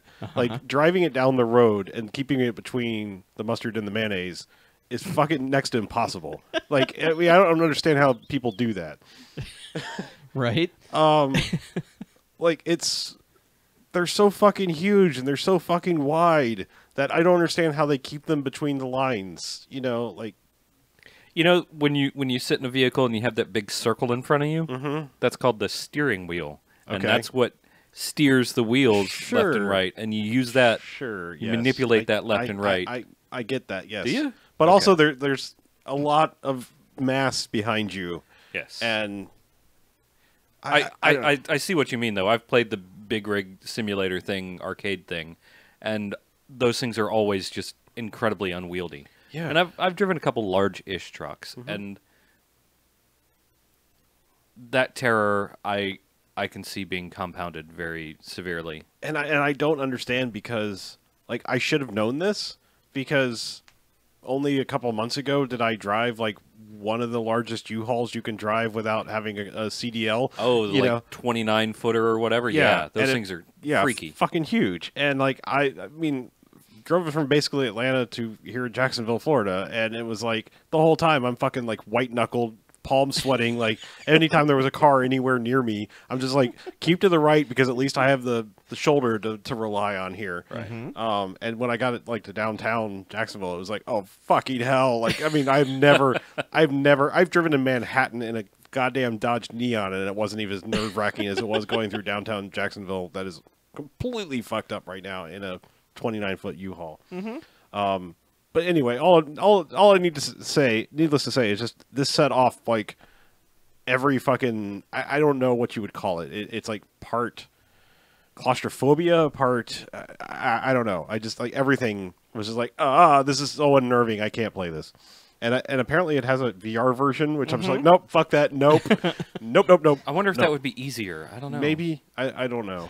But Did you at least honk the horn a bunch? I did. I Okay. honked I tried to make Optimus Prime as best I could with my starter trucks, and yeah, I tried to roll out, and I jackknifed a couple times.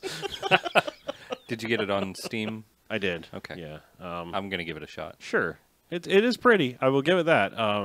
The I'm hoping at some point that like a distance thing, because like it felt like, hey, go over here. That's 40 miles away, and it seemed like I was there in like 2 minutes. Well, driving. yeah. Well, I understand, like, but Well, you were driving 129 miles an hour. I was. so- Yeah, and you're on speed. no, I just I hope that like at some point it's more like there's a long distance like straightaway part. I mean, maybe that's not fun because that's not video gaming, but it just seemed like a lot of mine was like, all right, go through this small town with this giant truck, and then our loading dock is between two dumpsters and Between two cars. yeah, I mean it's like the most like tiny space. They're like, yeah, just back that truck up on in there. I'm like, hey, just fuck off now. I'm like, you get the fucking forklift, and I'm parking right here in the street. But yeah, that's American Truck Simulator. Okay, pretty good. Yeah. Speaking of claustrophobia, I don't know. We're gonna keep trying these stupid segues until one works. Okay. I picked up. Well, I didn't pick up. I'm borrowing another game. It may have even been the last No Quarters. I was lamenting. I know I've mentioned it on several points in our No Quarters history that I lamented the fact that like Dungeon Keeper never really continued on. That you got Dungeon Keeper 1 and 2 and Evil Genius, and then basically nothing for like 10, 15 years. And then Dungeon Keeper was like, hey, we're coming back, but guess what? We're a free-to-play game. And everything about that was like, haha, guess what? Fuck you. Right. So I basically still just always like, man, I really like it's almost like passive base building because you're not really controlling people. You're just like giving them rooms and motivation to do the things that you want them to do. And there's something about that I really missed. I'm saying all this to say that I discovered that there's a series that is basically knockoff Dungeon Keeper. It's called Dungeons. Okay. And they made, there are now 3 of them. First one came out a while back and was apparently not good and broken in a lot of ways. And then they just kind of more or less abandoned it and said, we're making a sequel and it's going to fix everything. And that's what I've been playing is Dungeons 2. Dungeons 3 just came out this past week, which is what actually put it on my radar. I was looking around and reading and it was like, hey, you like Dungeon Keeper? Maybe you want to try Dungeons 3. And I'm like, what? 3? They're like, there's others? Like, and Apparently, yes. so I found Dungeons 2 lurking in Mackey's very large but very unused Steam library, and decided, well, rather than just blindly pick up this new one, I'm going to try Dungeons 2. I played a lot of Dungeons 2. Do tell. Like, a lot. Like, I've only discovered it like 4 or 5 days ago, and I think I already have between 10 and 20 hours. Okay. Yeah, That's a lot. it's fun, and I like. It's given me this thing that I haven't felt in games in a while, where like when I'm not playing it, I want to be playing it. Even while I was playing South Park, which is good, I was like, I kind of want to be playing Dungeons 2 right now, but I'm gonna keep sticking with South Park. So it's just it's a type of game that I've missed for a very long time, and this is pretty well done. I can only imagine 3 is even better. But it's on the PC. It supports controller, controls, so I can just kick back in the chair and play it fairly easily. And the humor, which was a big part of Dungeon Keeper, it was all kind of tongue in cheek. Like, haha, we're evil, but not like, we're goofy evil. Right. It's very much back in this, and I like that it pokes fun at other games and even itself, but like in a good way, not in like it's 10 years too late and you're making the cake is a lie jokes, kind of way. Yeah. I mean, to the point that it's like the narrator just goes like, and so the ultimate evil was like busy tending its chickens, and he's like, wait a second, wrong game, because chickens were the way that you kept your minions fed in the original Dungeon Keeper. So it's just kind of like he'll do that wrong game thing periodically, and then he just totally fucking shits all over the free to play Dungeon Keeper, because he's like, oh, if you want to get that construction done a little bit faster, pay us 12 coins, which will only cost you $20 in real money. Wait, no, that's wrong game again. Sorry. This isn't a free to play game. He actually says that.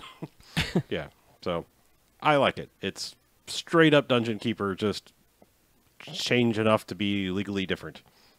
Same hand control, same everything, except it's not exactly the same, because Dungeon Keeper was you're completely in a dungeon and heroes will come questing in and you have to defeat them. This one is all that, plus there is also an overworld, which is like the good guys land, and you have to go up there, and when you do go up there, you suddenly have like Warcraft-like controls, like you can direct control your minions when you're outside of the dungeon. So you kind of have to go and plunder your way around there and then retreat back to your dungeon and let them heal up or make new troops or whatever. But so it is kind of like the Dungeon Keeper 3 we never got, in a way. So Well, at least it exists. it does, and I'm very happy for that. Anything that keeps you from playing Diablo 3. Or more FTL. Well, I gotta be honest, I haven't touched FTL in a very long time, but Diablo 3... But you've still played like 1,000 hours of FTL. Sure. I did, however, play some more Diablo 3. No! And that's what I'm going to talk about. No, look, this may be it for a while, unless like Becky's like, hey, you want to play some Diablo 3? Or somebody's like, you want to play some Diablo 3? I basically went in and like 100%ed Diablo 3 via achievements. So Why did you 100% it? Well, when what do you mean? Necromancer DLC came out, there were new achievements added. Oh, so you had to go Finish those achievements. Okay, so you just polished off the achievements for the Necromancer DLC. Pretty much. That's fine. That's not that's terrible. That's No. totally believable. Yeah. When I saw like, so it's entitled in our show notes, Diablo 3, the request for 100%. I was like, oh my god, he deleted everything and started over, or started on a new console. Oh, they'd have to invent one at this point. Ooh, maybe it's going to Switch. Oh, No, Portable Diablo 3. don't Yeah. Skyrim it. Please do that. Blizzard. But anyway, Yeah, that's really it. I mean, I went and finished the Necromancer achievements, which on paper, like when they first came out, I was like, hey, fuck you. That's awfully specific. Like, that's some specific-ass bullshit, whereas all the old ones were like, hey, finish the game. Talk to everybody. Get a level 70 character. Like, do this. I mean, it was all, like, very generic stuff you would do in playing. This one was like, hey, while you're fighting the Skeleton King, use your bone armor ability to rip the bones directly off from him. And it was like, wait, what? Or like, while you're fighting Diablo, one of Diablo's little blood clones or whatever, use a power that costs life when you have less than 10% health, and still beat him. Because like as a necromancer, you can use like blood powers, which actually suck your health bar away. okay. But like that ended up being pretty easy. I mean, I just jumped to the Diablo fight, was like found a power that I could just spam down my health bar, and like basically just kept going until it started flashing, and then just like health potion the fuck out of it. And it didn't mean you have to like beat it with that killing blow. It's just you had to get down below 10% and still survive and win. So like, well, I mean, you are a Diab pro at this point, so pretty much, yeah. But I'm just saying, like that when they first announced them, they sounded like really dickish achievements, and none of them were that terrible. Most of them were actually really just like excuses to go visit the new areas they created. Because like one of them was hit something crazy like 15, kill like 15 of creatures in 3 seconds with the spear thing, this bone spear that you had. And I was like, spears ready. it took just long enough to throw it that it was like, you know, you could maybe get one off per second. And I was like, how are you going to tag that many? And really it's like, go to the new area where you can walk in there and just like shitloads of little weak ass spiders pop out, or spider like creatures. And so you really just like kite them around to a corner until there's like 300 of them in front of you. You just go straight line one spear. It's like, yep, ding, achievement. So Nice. yeah. Anyway, I'm probably done with Diablo for a little while. Well, you did it. Yeah. You did it. Yay! I You diobbed them. did. I'm proud of you. Yeah, good job. Thanks. I think that's it. We've. Oh, you wanted to talk about something. What was it? You did. You wanted to talk about something. A thing that happened. Oh, the IGN Humble Bundle thing. Yeah. I mentioned that because you know. What do you Truck guys Simulator. think about that? I feel like that's kind of weird. It's a weird thing It's because super weird. So basically, Humble has become a, for lack of a better term, a digital distributor. And they've also become a storefront in the last, like, so they're not just like, hey, let's do games for charity. There's also basically, here's a retail price game. Yep. Buy a retail price game now. Now I've never done that. Do they still have the slider? Can you donate any of it? don't. No. I don't. I think know. some of it is just a straight up storefront. Okay. Yeah, and so now IGN has purchased a charitable entity. Like nobody gives a shit about IGN anymore, really. But they've purchased a charitable entity with a shitload of goodwill and a shitload of cash flow. Yep. That makes me worry that what we know as Humble is going to disappear in the next 8 to 16 months. Possibly. Yeah. I know in the meantime, you know, I always go and mess with the sliders because I don't feel like they're right. You know, it's Yeah. like 80% to game developers, 20 or no, let's say 70% to game developers, 20%, you know, Humble tip, and 10% to charity. And I'm like, Yeah, that's bullshit. I'm like, no, this is a charity thing. Like, Yeah. let's pretty much completely reverse those, and you might have something here. right. So, like, honestly, this is nothing about, again, this is not directed at the people that directly work for the Humble organization, but I almost have no problem sliding that Humble tip to 0 now. It's like, you motherfuckers just got paid by a company that's making money.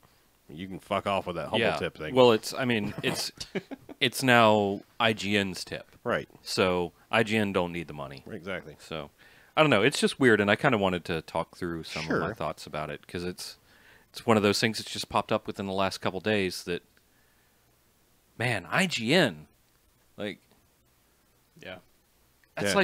like Walmart buying the Salvation Army, you know? It's kind of that sort of thing. Well, like, it's- I mean, the it's- Salvation Army sucks, but It's borderline So does questionable, too. I mean, it's not...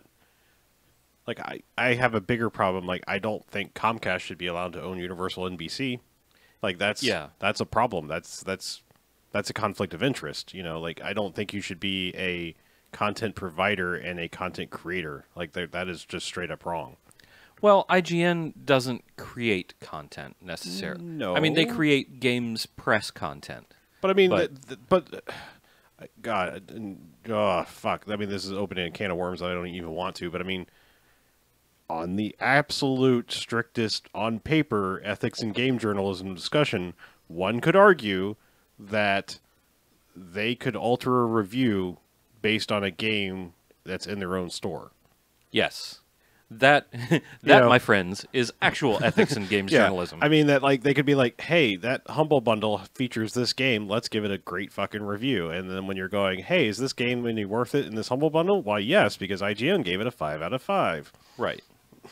Yeah, it feels I like mean- a conflict of interest Yeah. for me. Like going to IGN right now, there is no link anywhere that says store. Right. You know, there is no, hey, go buy these games we're talking about. And now they own a games distributor. Yes. That's a little strange. Yeah.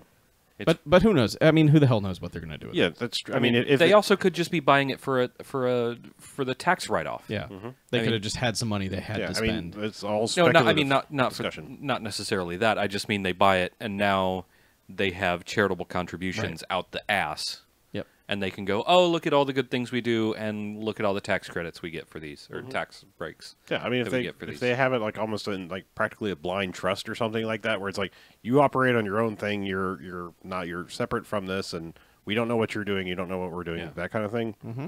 Fine, but like I said, it just it feels like shady shit when two things get together that shouldn't go together. Right. You know, like NBC Comcast. Like NBC Comcast, yeah. Yep. Yeah, it's weird. It's weird. I don't want to get off in the weeds on that conversation topic, but I don't know, something just feels off about it to me, and feels icky. Especially like I just gave them money like 2 weeks ago, and I'm like, God damn it! Now it's IGN's money. I don't care that much. I mean, I'm still going to buy these bundles when they come along. I mean, until they stop it, you know. Yeah. Like I said, I'm just going to futz with the sliders. Guess what, IGN? You get nothing. Well, Good day, sir. there and again, the sliders might go away next week. It's true. You know, they might decide that, well, okay, Humble is getting 80% of the profits on this, and then we're going to give 10% to charity and 10% to devs. Who knows? So yeah, it's just something that I wanted to talk about since it was hot news It is. and a quick take. Yeah. Speaking of quick take, are we Right. going to quick and take an email from somebody? We got an email from Jagus. Okay. You going to read it for us? Yeah, I got it. Cool. So I'll read it. Do it. Jay says, "Hey, No Quarters crew. Hey, Jay. Jay from the prequel to Fallout New Vegas here, and I finished the first chapter of Life is Strange Before the Storm." Let me read that again because the punctuation was in the wrong place. Jay from the prequel to Fallout New Vegas here, and I finished the first chapter of Life is Strange Before the Storm last night, and I cannot stop thinking about that game. Have you played this one yet? Not Carlo? before Storm, no. Okay, this just came out, right? Like, It's still coming out. It's Okay. episodic. okay. For those unaware, it's a prequel to Life is Strange that focuses on the friendship between Chloe and Rachel that was talked about but never explained in Life is Strange. It's important to note that the developer had no involvement and they replaced the voice cast, but I honestly prefer the new actress for Chloe because she seems to have more range than Ashley Birch. Okay. One of the most interesting parts of Episode 1 is the Not Legally D&D campaign that you can participate in. I did play that part, and it was a lot of fun, with the DM continuously screwing us over and requiring you to think fast and react accordingly to succeed. It goes to show the developer really cares about the storytelling offered in this game when something that can be skipped has detail and depth. I'm currently replaying Episode 1 to get the stuff I missed and to see what other options are available, and I'm excited for the release of Episodes 2, 3, and the bonus episode I get because I bought the Digital Deluxe Edition. Anyway, if you're like me and you loved Life is Strange, just know that Before the Storm is just as good and is clearly a project made with love despite it being from another developer. Ghost Ride the angsty teenage girl with daddy issues, Jay. Sent from my 2015 smartphone that's not an iPhone for legal reasons. Okay. Yeah, I mean, I'm interested because I loved Life is Strange, season 1, maybe. I don't know what we're calling it. I don't think know. just Life is Strange because this, like I said, it's prequel. So Right. But I mean, I don't know if the intent is to make more Life is Strange. Oh, I don't know. You know, kind of thing. Yeah, I mean, when I saw some screenshots from Before the Storm, it looked like the art style was all weird and different too, and maybe I'm just wrong. Maybe it just wasn't conveyed properly in a still image. It just looked a lot less than. And I mean, if the original devs were not involved, maybe they used a different engine or didn't have as much polish. I don't know. I'm not saying that turned me off of playing it. It's like look different. it just looked different. And I knew about the voice actress issue, and I think that had something to do with the strike. I think it's the strike. Yeah. So, what was that? SAG-AFTRA. SAG-AFTRA. Yeah. Yeah, I'm kind of weird with the episodic things. Like, I super very much want to be playing Batman Season 2. Yep. But I'm just not going to because I don't want to wait between episodes. I lose interest, I realized, I waiting that long. Yeah, I lose interest, or like I just will forget what the hell happened. And I mean, in a game that it feels that crucial to put all the points together, this is a strange thing to be putting, a strange type of game to be putting these episodic things out with, if you ask me. I know Telltale's like the pioneer of that, but however, to me, it's like you could release, I mean, I'm not trying to give anyone terrible ideas, but like Wolfenstein or Doom, put those out episodically. Yeah. You could have you can recap everything that happens in 2 hours of Doom in like a 10-second, like last time on Doom. Okay, so remember that? All right, cool. And then I probably wouldn't get burned out of like trying to finish a fucking 10 to 20 hour first person shooter game. Yeah. You know, I'd be like, oh wow, man, like 2 months, yeah, sweet. Let's kill some more Nazis. Mm-hmm. You know. Yeah. Or space demons or whatever. But yeah, and just like in these like super story driven, like remember everything that you did scenarios, like I've always played them like as they like after they're done, and I don't know what that does to their whole marketing, money making. I don't know, but like it seems like a terrible. I wish like Telltale in particular would develop them to a point where they know they can release one a month. Exactly. Mm-hmm. Like, because I think they make one and then like, okay, let's start making two, and then two comes out whenever they get to it. It's like if you could be close to finishing production on most of them and then release them on a definitive schedule, I could stick with it. But when it's just like, okay, I finished that episode, when's the next one coming? They don't know. I mean, I can barely keep track from week to week on Keeping Up with Television. Yeah. I mean, that's how, I don't know if I'm just getting older, if like, or maybe I care. I pay too much attention. Like I need the details, and maybe some people are just like passive. I don't know. I live in the now. You know. Well, and also too, like the Telltale engine is still so broken that when they do run their previously on, it freezes or janks out, and you're like, okay, now I really have no idea what happened. Yeah. So, but no.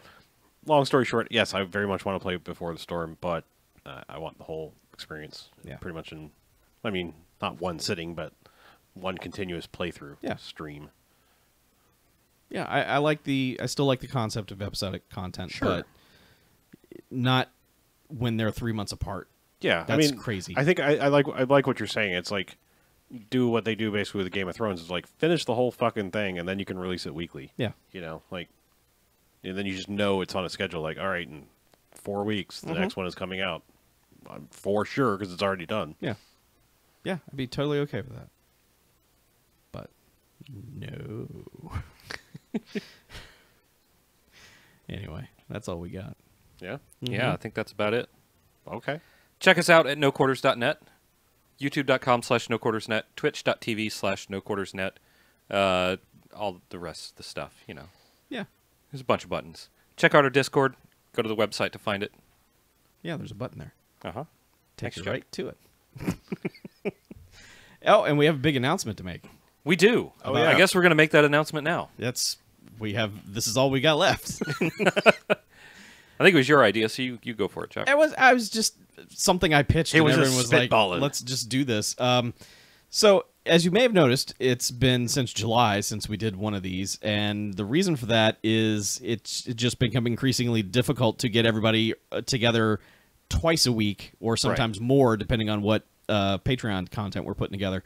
So No Quarters has kind of suffered a bit for that because it becomes the thing that we just kind of like, we'll get to it eventually at some point. So plus all the hurricanes and shit. Yeah, it's been difficult. But it's been a chronic issue for us. Yeah, I mean, life is like a hurricane. It totally is. So I think what we're going to do is to start putting it on a regular sub-out Bamfcast slide-in No Quarters rotation, where basically do 6 or 7 Bamfcasts and then do a No Quarters on the day where we would normally record a Bamfcast. Right. That way, it's already scheduled. We were already planning to do a show that day anyway. So we're not. I don't think we're necessarily going to do one a month because sometimes none of us have played jack all to talk about. Right. So we will get to a point where we have some content to talk about, and then in place of a Bamfcast, you'll get a No Quarters. So we're not really setting a schedule? I thought you would said thought that we were setting a schedule. Well, I thought we were going to do it once every 6 weeks. Initially it was like 6 or 7 Bamcasts and then a no quarters in its place. But, like over the summer, none of us have anything. So normally I would say it will be a routine schedule of that, but there could be some instances where we have the option to do it sooner or later. Well, we all have giant piles of shame. It's not just BJ and his streaming. Yeah. I mean, any time we can. I feel like setting a schedule, like we're doing 7 Bamcasts, and the 8th Wednesday is a no quarters, will force us to play games, and have shit ready to go. Okay, like we know it's coming. Like almost anytime we say like, "Hey, when are we doing a no quarters?" I start cramming in games. It's like it's clear we all did that. Like over the weekend, we were all like, I didn't. Hey. I just did. Yeah, but you were also the only one routinely playing games. I did over the same bullshit that I always. Dude, until like. Well, so the live stream, I've played games 3 times in the last week. Before that, or 3 times in the last 2 weeks. Okay. Before that, I hadn't played a game in like a month. I'd been too busy doing other shit.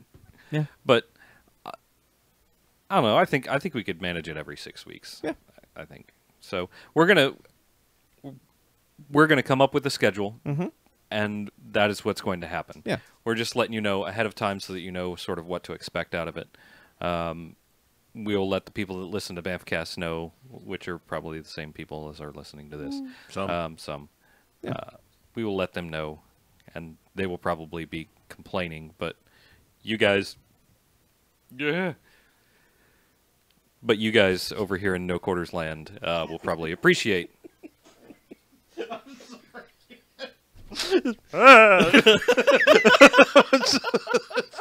The more he thought about it, the funnier it got. Look, man's got a burp. Man's got a burp. You people over here in No Quarters Land will probably appreciate it more, since it means that you're actually getting an episode. Getting an episode, and getting one like, I feel like we were commenting that usually when we go for a while with no quarters, we start getting the emails or tweets of like, "Hey, where's that new no quarters?" I feel like this one was like stealth anger building, because like it seemed like just when we announced that like, all right, next week this is what our plan, it started people to be like, "Fuck is the new?" Just to me personally, like, where the fuck is no quarters? I mean, not like directly, to all of us, but it was like, right. I know it's been a long time. It used to be like if we went a month and a week without doing no quarters, we would start to get like, "Hey, isn't it time for a new no quarters, guys?" Right. And this time that didn't happen until like. Well, that's what I'm saying. I think that it was festering. Yeah. Well, it also didn't happen last time. No.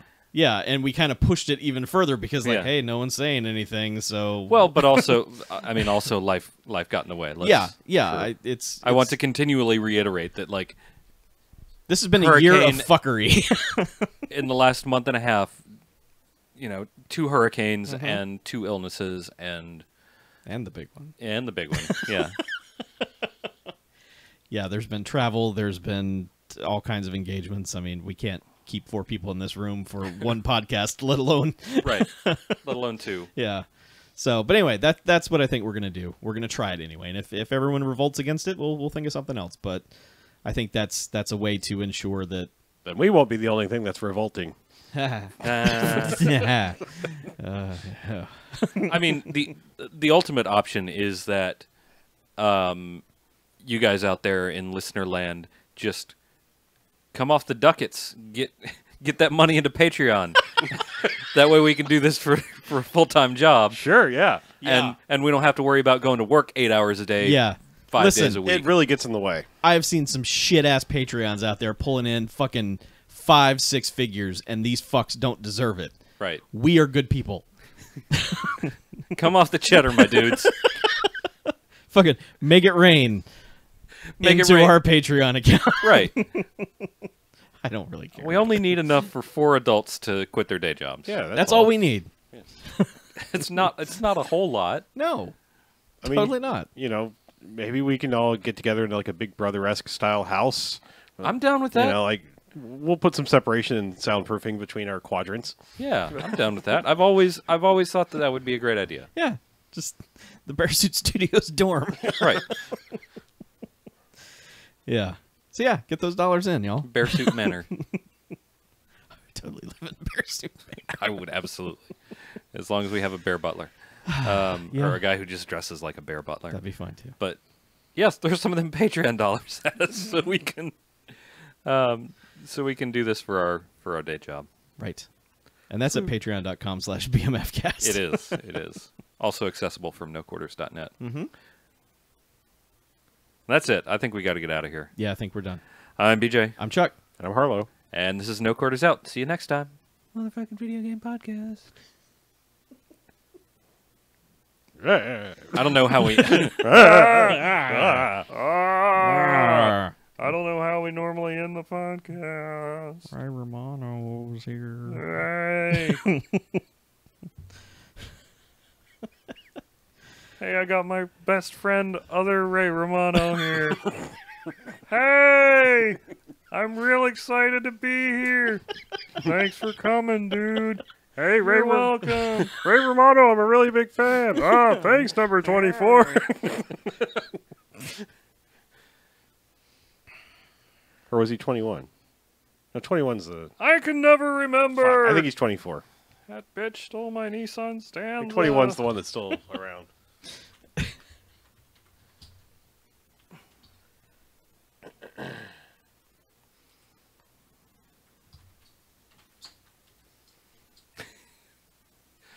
This episode of No Quarters, it's Buttholes and Dark Souls. Yes. Oh, that's right. We have to do that shit. Yeah. It is 24. Just the Ray Romano one is 24. I had to look it up. 21's the one that talks like this. It's Buttholes and Dark Souls. It's Cuphead and Costume Quest.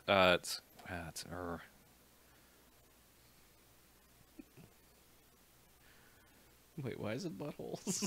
Fractured Fractured- butthole. Oh, okay. But, yeah. I thought someone was playing Dante's Inferno again. Oh, too soon, Chuck. Too soon. I know.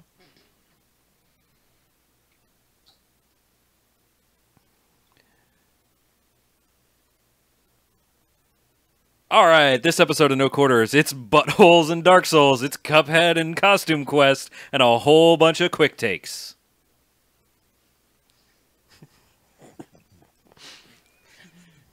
Buttholes and Dark Souls. Buttholes and Dark Souls. This Sunday on Fox. Was that Squid and Grits? Gestapo and the Squid. Gazpacho and the squid. Gazpacho and the Squid. Gestapo, no. Bad. Where are you last Sunday night?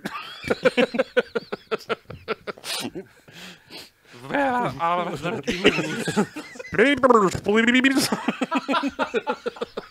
Please take us off the internet. Oh, sorry.